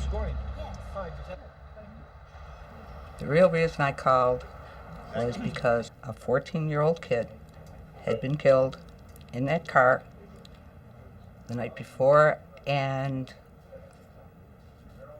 all I could think of at the time was, I'm a mother. If somebody killed my kid, I would really want to know who it was. Gorney recounted what she had seen that night at the supermarket, hoping it would be of some help. When I pulled in, I noticed a man standing under the lamppost near the edge of the parking lot. When I got out of the car, I purposely walked farther away from him, with the idea that, yeah, I was alone, it was dark. If he was standing there, he was probably up to no good, and I didn't want to be part of it. Anxious, Gorney looked for other people who might be of assistance if she were to become a victim of crime. My first reaction was, wow, there is somebody else out here. As I walked closer to the door and was able to get a better look at him, I thought to myself, if something does happen, he's not going to be of any help to me, because basically he had a very dazed or very dopey look on his face, and I wasn't impressed. She described him as a slender white man with dark hair who held a brown paper bag on his lap. He wore metal-rimmed glasses and a hooded sweatshirt which shadowed his features. The description seemed promising since the previous witness had described a similar man running from the scene. Detectives hoped that Gorney could provide details for a sketch. After talking to Gorney, Buffalo detectives got word of a similar shooting in the nearby suburb of Cheektowaga. The victim, 32-year-old Harold Green, was rushed into emergency surgery as detectives arrived at the hospital. His situation was critical after being shot in the left side of the head with .22 caliber slugs.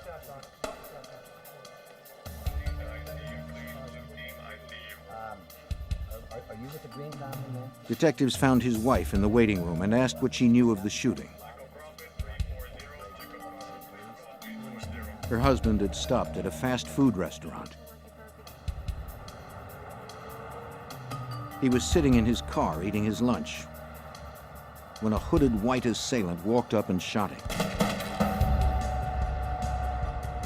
When an employee heard the gunfire and saw the shooter sprint from the scene with a brown paper bag, she called her manager.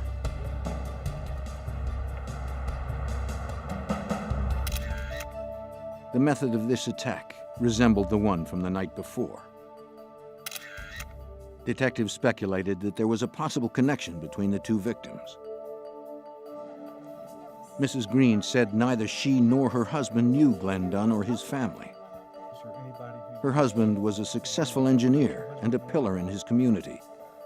He moved in different circles than the teenage car thief. Investigators found the two victims shared nothing in common. Green died without regaining consciousness. Only one piece of evidence linked both shootings. Lieutenant Thomas Rowan of the Cheektowaga Police Department led the forensic investigation. We had our first piece of hard physical evidence that connected the shooting in Cheektowaga at the fast food restaurant, the shooting which took place in Buffalo, New York. That single fact that tied everything together was spent cartridge casings from a .22 caliber. At that point, it was only identified as a firearm because we didn't know what type of firearm had produced the spent shell casing. That same night, homicide detectives were summoned to another shooting. It was the third attack on an African-American man in less than 36 hours. 31-year-old Emmanuel Thomas had been killed while crossing a residential intersection. From eyewitness accounts, the investigators pieced together the chain of events. An hour earlier, Frenchie Cook left the home of his friend Emmanuel Thomas. Thomas, a freelance house painter, told his wife he was going to the store and would be right back. Be careful. Neighbor Thomas Jackson saw the two friends walk by and head for the corner of East Ferry and Zenner Streets. As Thomas and Cook crossed the intersection, the killer struck from out of the darkness.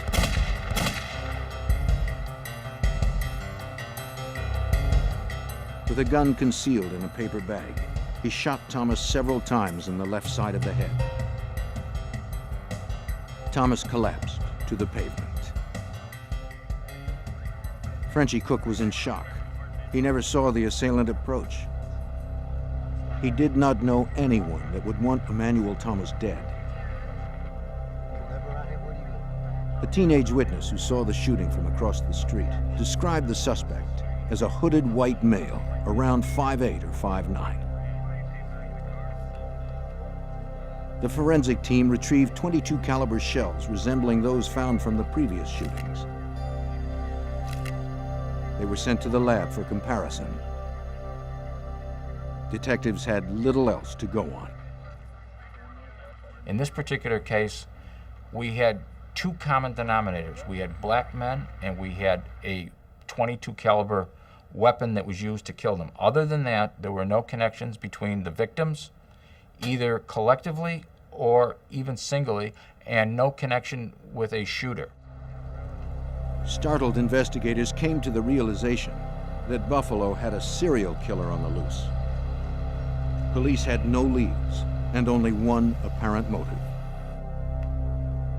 Assistant District Attorney John DeFranks was called in to monitor the case. We uncovered no evidence that there was a robbery motive. We uncovered no evidence that this was a situation involving bad blood between the attacker and the victim. What we had was an assassin randomly shooting people on the basis of race. With the identity of the racist assassin unknown, the press dubbed him the .22 caliber killer. He was already on the prowl for his next victim. The .22 caliber killer was preying on African American men in Buffalo, New York, killing 3 in 36 hours and leaving little evidence behind. Emmanuel Thomas had been the killer's latest victim, gunned down crossing the street in front of his home. Medical examiners performed an autopsy. They found powder burns near the entry wounds. This meant that the muzzle of the murder weapon was placed close to his temple. From the pattern and severity of the burns, examiners believed they were caused by a sawed-off rifle. They removed 2 mangled .22 caliber slugs from his head and sent them to the ballistics lab for analysis. As investigators searched for answers, community fear turned into anger. Erie County District Attorney Ed Cosgrove was in charge of coordinating the hunt. The black community demanded action by the police. And of course, because of the nature of the attacks and because of the psychotic nature of the person ultimately responsible, it wasn't going to be an easy task. The next day, on September 24th, Joseph McCoy walked down a residential street in Niagara Falls, 20 miles north of Buffalo.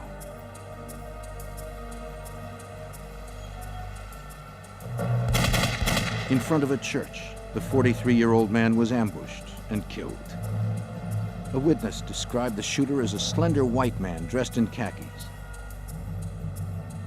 Once again, police found nothing but .22 caliber shells at the scene. The shells, along with the slugs extracted from the victim, were sent to the Erie County Department of Central Police Services to compare to the others. Lieutenant Thomas Rowan conducted the ballistics analysis. In this case, it presented a rather difficult challenge to the firearms examiners and to law enforcement, is that the bullets themselves, as it went into the body, they broke up, they disintegrated, and broke into tiny little pieces, making specific identification of the weapon from the bullets inside of the victims very difficult, not impossible for the firearms examiners. The shell casings could tell them more. Every gun leaves specific marks on a shell when it fires. The firing pin, ejector, and extractor from a weapon make impressions on the casings. For examiners, this is the gun's fingerprint. They found that the markings on the casings from the 4 crime scenes all matched. The relationship of the firing pin impression, the ejector, and the extractor marks suggested fairly early on that a specific type of weapon was used, and that was a Ruger Model 1022. The 4th shooting sent more shockwaves through the black community, and investigators still had no suspect. Local officials had no answers. They called on the FBI for assistance. Special Agent Chip Mrazowitz realized the case had the greatest urgency for the community. It was important for the FBI to get involved in this case because there were African Americans being killed in the area, and everybody was scared to walk the streets, daytime and nighttime.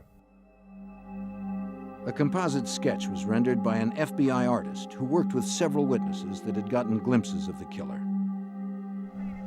The sketch was circulated through patrols, newspapers, and television. Police also carried the sketch door to door, hoping that someone would recognize the suspect. When thousands of calls began to pour in, Detective Regan realized the composite did little to focus the investigation. Basically, the composite sketch was like Everyman. As a result of it being published, I think we got somewhere around in the neighborhood of 6,000 calls that had to be checked out. And one of the fears really is that you may actually get the suspect, and because you've done so many of these, it becomes routine and you don't pay attention. That's the ultimate fear, that you go right by the man. While local investigators tracked down leads in the Buffalo area, FBI agents pursued those outside of Erie County. Leads were followed in Pennsylvania, Ohio, all of New England, and across the border in Canada. To have that many leads, we were occupied 24 hours a day. We were looking for one lone white male who possibly could be walking next to you in a street or having lunch with you at some cafeteria, and you don't know if you had the .22 caliber killer next to you.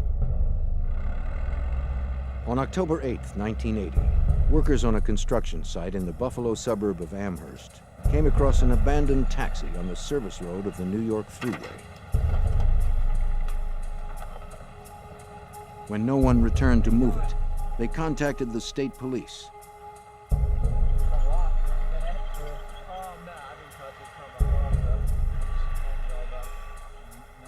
The trooper who responded inspected the empty cab. He found a wallet under the front seat that held a driver's license but no money. It belonged to 71-year-old Parler W. Edwards, an African-American cab driver. The keys were missing, and Edwards was nowhere in sight. The trooper decided to search the trunk, but found it locked. No keys? Nothing. Using a crowbar, he forced it open. He found the missing driver. Parler Edwards was literally bludgeoned to death in a parking lot in the town of Cheektowaga. We found pieces of his skull, parts of his mouth, teeth that had been knocked out, a great deal of blood.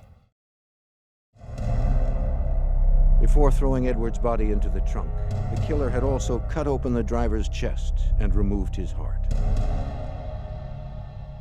It wasn't clear that the Edwards slaying was connected to the others, since a .22 caliber rifle was not used. The fact that he was a black male certainly raised suspicion in the minds of the investigators. Said, could the killer have now progressed to mutilation of the body in this case? No one knew for sure. Perhaps it was an isolated incident perpetrated by a copycat killer. Manpower dedicated to the murders swelled to 150 personnel from various agencies. The hotline rang 24 hours a day. No calls led to a suspect. With community pressure mounting, the frustration grew for Special Agent Richard Faireye. In this case, we had several crimes occurring. We had no evidence to indicate who that person was responsible. And for an investigator, it was extremely difficult for us to accept the fact that we could not find anything that could identify this person positively. Early on October 9th, a water worker was driving towards a dock area in the town of Tonawanda, just a few miles from Buffalo.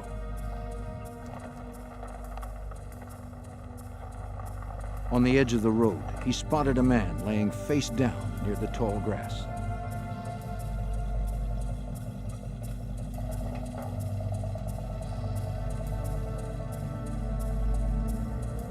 The worker approached and saw that the man wasn't breathing.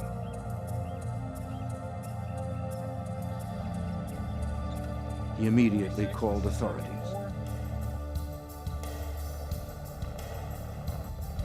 They arrived within minutes.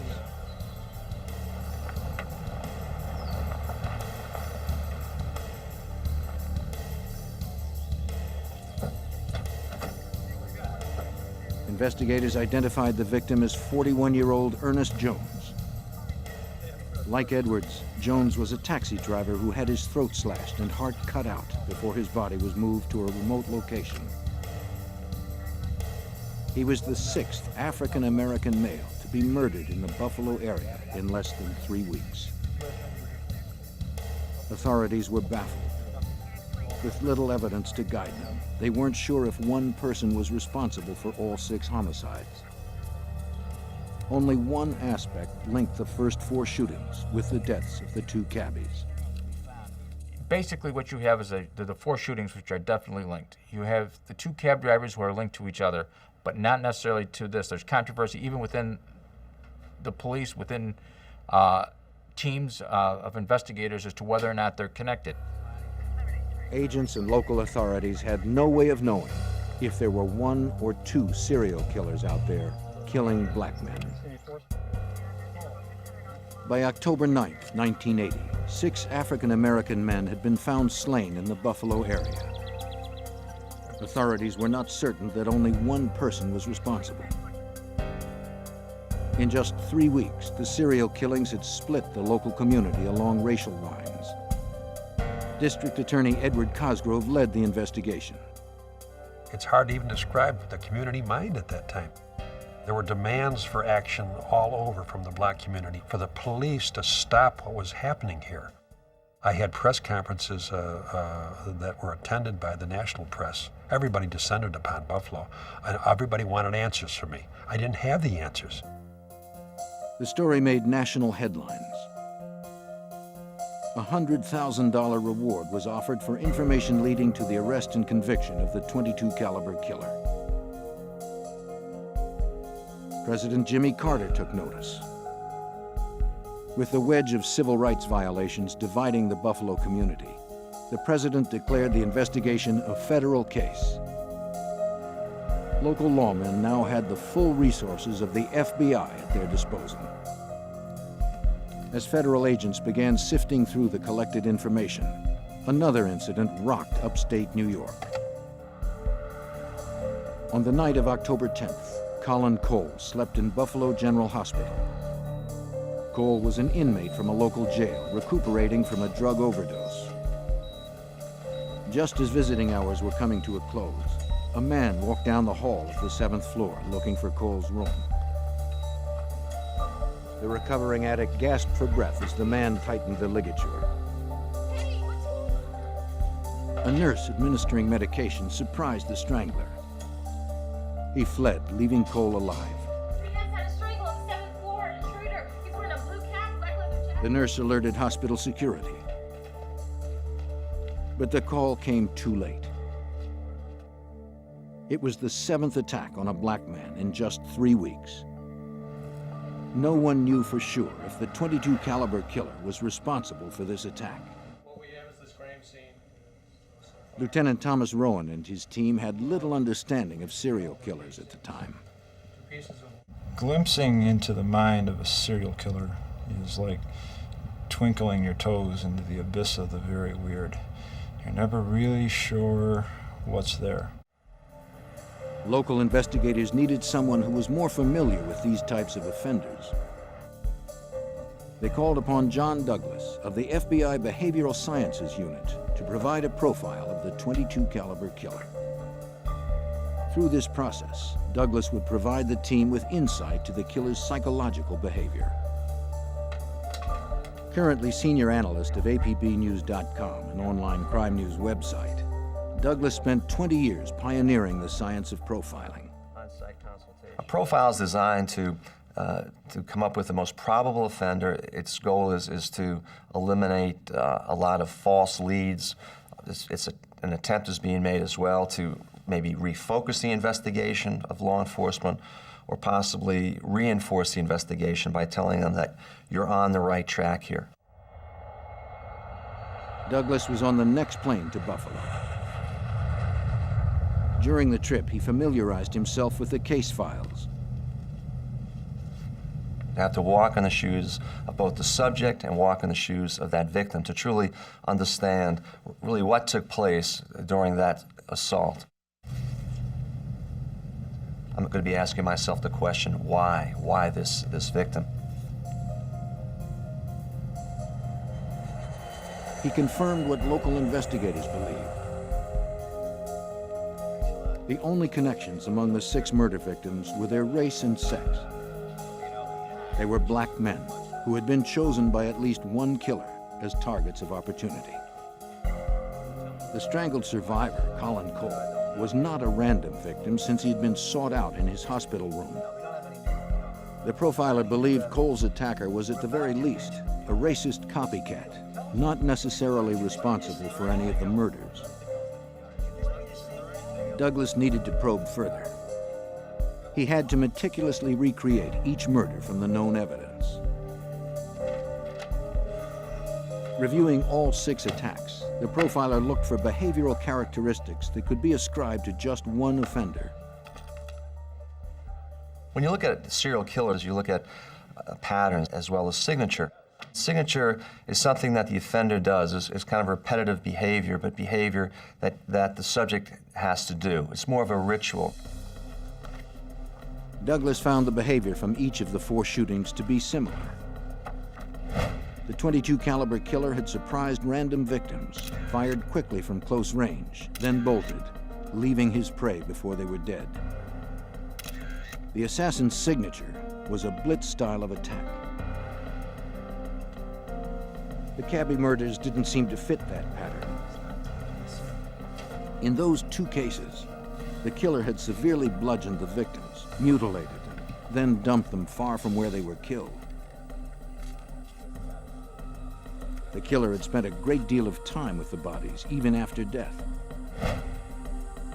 To Douglas, this suggested two different killers. There are different types of serial killer. There are the very personal types of serial killers and the impersonal style and type of serial killer. The personal type of an offender wants to look in the eyes of the victim, and they want to spend hours, if at all possible, with their victims, be in a position of total control and domination. That's what really is going to turn them on. It appeared the cabbies were murdered by a personal type of serial killer. Those crimes demonstrated a rage and overkill that were not evident in the shootings. Douglas believed that the psychopathology of the .22 caliber killer left a seemingly different behavioral thumbprint. And the assassination style of serial killer are somewhere in an age group between 25 to 28 is when they first begin to surface. And how they could be described as really even more of an asocial type of personality, not so much antisocial, but asocial, keeping to themselves.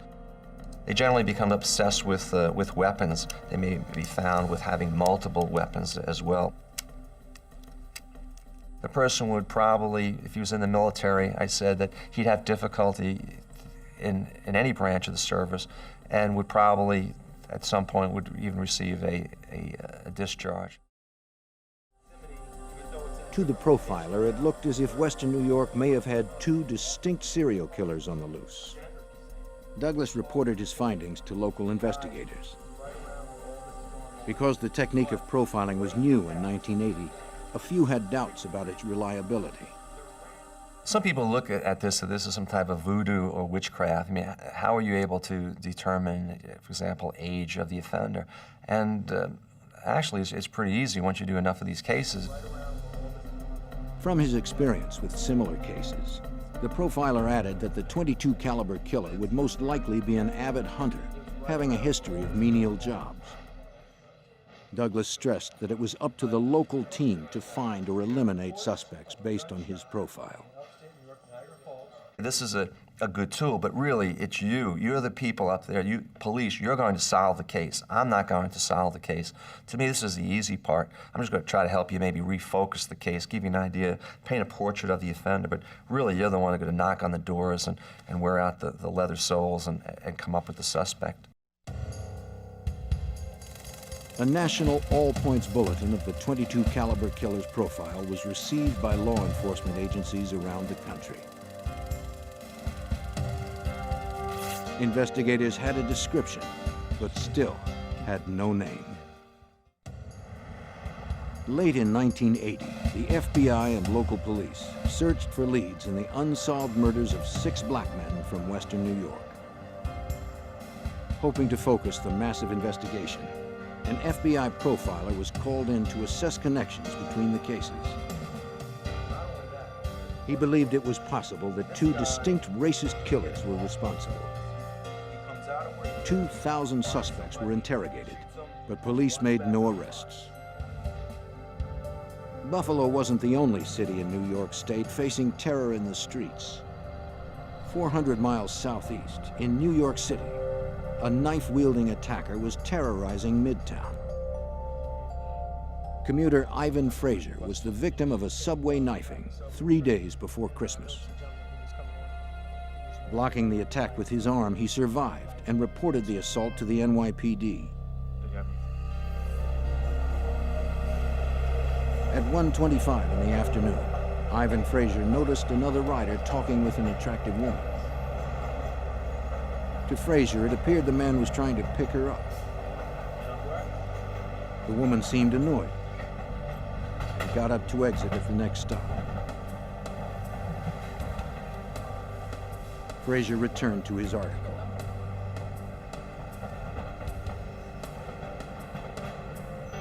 Without warning, the man across the aisle slashed Frazier in the forearm and wrist, then dashed away. He described the assailant as a white man in his early 30s with brown hair, wearing a blue jacket.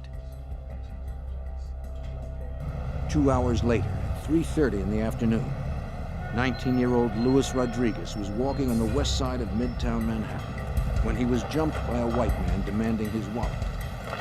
crazy? Rodriguez fought off the initial blow, but the attacker lunged at him again, stabbing him twice in the chest. Before he died, Rodriguez described him to police as a white man with brown hair wearing a blue jacket. 3 hours after Rodriguez, Antoine Davis was found stabbed to death in front of a Midtown bank. By 10:35 p.m., Richard Renner died in front of a hotel on 49th Street. He was also stabbed. By 11 p.m., the killer was back on the subway looking for another victim. He spotted Carl Ramsey. In the dim light, no one noticed the knife. Bleeding severely, Ramsey crawled out of the subway. By midnight, he was dead. In less than 24 hours, 4 black men were dead. The New York City press dubbed the killer the Midtown Slasher. The rash of attacks on black men in Manhattan had many similarities to the profile of the .22 caliber killer. New York City investigators called on John Douglas to provide a profile of the slasher. Because I did an independent analysis, and when I started to paint a portrait of that person, my goodness, it was just like the Buffalo, New York case as well. We have a subject here approaching his victims, blitz style of attack. There was one major difference. The Midtown Slasher used a knife. The .22 caliber killer used a rifle. Now, we don't have the 22 weapon, but maybe the reason for that is we don't have the 22 weapon because now we're dealing in areas that are very highly populated. If you have a 22 weapon, the sound of this would draw attention to himself. Douglas determined that the signature behavior was identical. With a gun or a knife, the assailant attacked in the same way. By late December, District Attorney Cosgrove realized something else that bolstered the profiler's conclusion.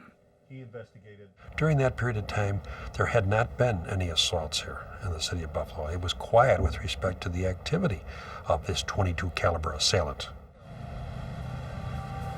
By the early weeks of 1981, the killer seemed to have disappeared. In January of 1981, the FBI and local investigators searched for the .22 caliber killer, wanted for the murders of at least 8 black men in New York City and Buffalo. Following months of investigation, Buffalo detective John Regan and his team were unable to come up with the name of a viable suspect. The case is in limbo and everybody is frustrated. They don't know where to go. We don't have a name. We have no idea. Then out of the blue, there's a call made to the Buffalo Police Department homicide. An officer from the Army's Criminal Investigative Division in Fort Benning, Georgia, made the call. The Army was holding a 25-year-old Private Joseph Christopher on charges of assaulting a fellow soldier. On January 13th, 1981, Private Christopher attempted to stab an African-American enlistee. While he was in custody, Christopher tried to castrate himself with a razor. When Captain Dorothy Anderson began administering medical aid to the prisoner, he began muttering that he'd killed black men in the New York and Buffalo area. He didn't know the exact number of his victims. It was just something he had to do. Troubled by his story, Anderson reported it to the Army's Criminal Investigative Division. She told the CID officer of Christopher's ramblings. The CID officer remembered receiving an APB on the New York killings. He called the Buffalo Police Homicide Division as instructed by the teletype.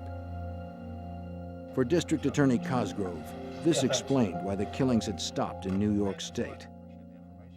From the time of our discovery of the second cab driver's gruesome death until almost Christmas of 1980, when we had the killings, the 4 killings in New York City, there had been a cessation of attacks, and apparently that was when Joseph Christopher was in the Army down in Georgia, as we later found out. The FBI and the police finally had a name: Joseph Gerard Christopher. Agent Mrazowitz and his team compared Joseph Christopher's background to the .22 caliber killer profile. It was pretty accurate. He described him as a white male, but early 30s, a loner. Possibly, if he were in the military, he would be hospitalized. He would be seeking psychiatric care. Prior to being in the military, he would have had menial-type labor. As soon as you had the name Joseph Gerard Christopher, you knew that that profile matched.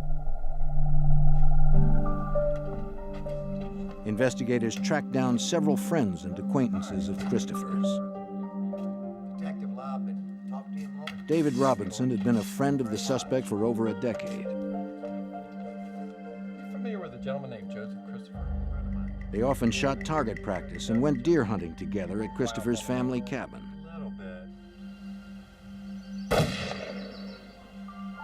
He also told investigators that Christopher had a gun collection that his father had left him when he died.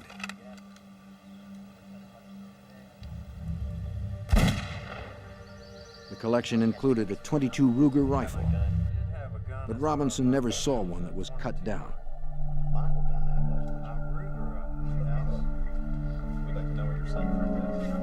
Investigators secured a search warrant for Christopher's last known residence.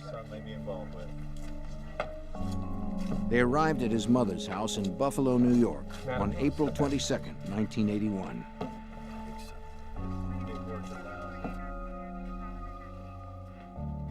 Looks like our boys are real neat housekeeping, huh?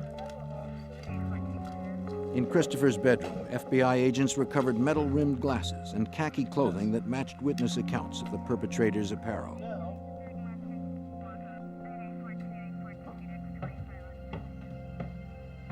The FBI profile drawn up by John Douglas predicted the .22 caliber killer would be fascinated by guns and the military. The Christopher basement was an underground firing range. Agents found the inherited gun collection and portions of a sawed-off gun barrel. Among the paraphernalia, forensic specialists found boxes of .22 ammunition, a misfired .22 caliber cartridge, along with a rotary magazine. Ballistics specialist Thomas Rowan believed the evidence was significant. Finding the rotary magazine for the 1022 Ruger was an important feature that supported a widely held theory throughout the investigation that the shooter specifically picked something so he could keep the profile of the weapon low enough to fit inside of a paper bag when he conducted these executions of these men on the street. The rotary magazine enabled Christopher to have a full load of ammunition and allowed the sawed-off weapon to remain concealed in a bag without having to reload.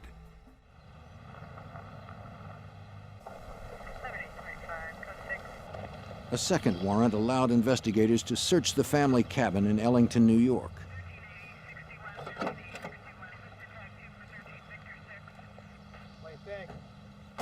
Detectives dug in the spot where Robinson told them he and Christopher shot rifles. The excavation yielded 2 shells, marred with a unique firing pin mark.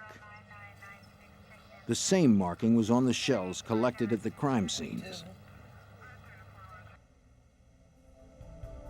Firearms specialists of the Erie County Department of Central Police Services examined the shell casings that were found at the Christopher home and cabin. They compared them to the casings found at the first 4 crime scenes. They concluded that the shells were all fired from the same gun. With this match, Assistant District Attorney John DeFranks was able to get an indictment from a grand jury.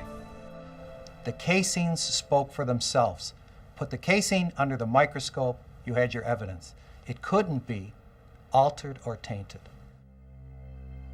Joseph Christopher was extradited from Georgia and returned to Buffalo, New York to stand trial.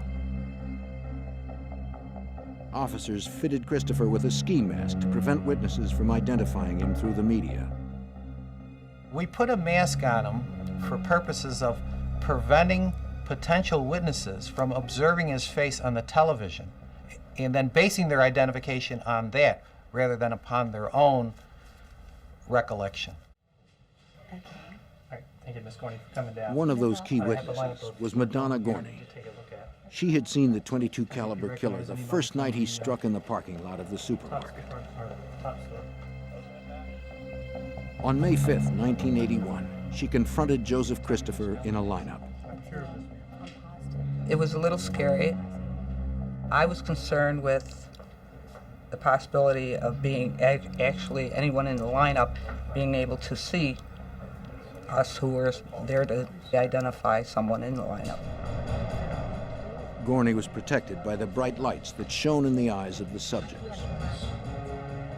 She was able to identify Christopher in 2 different lineups.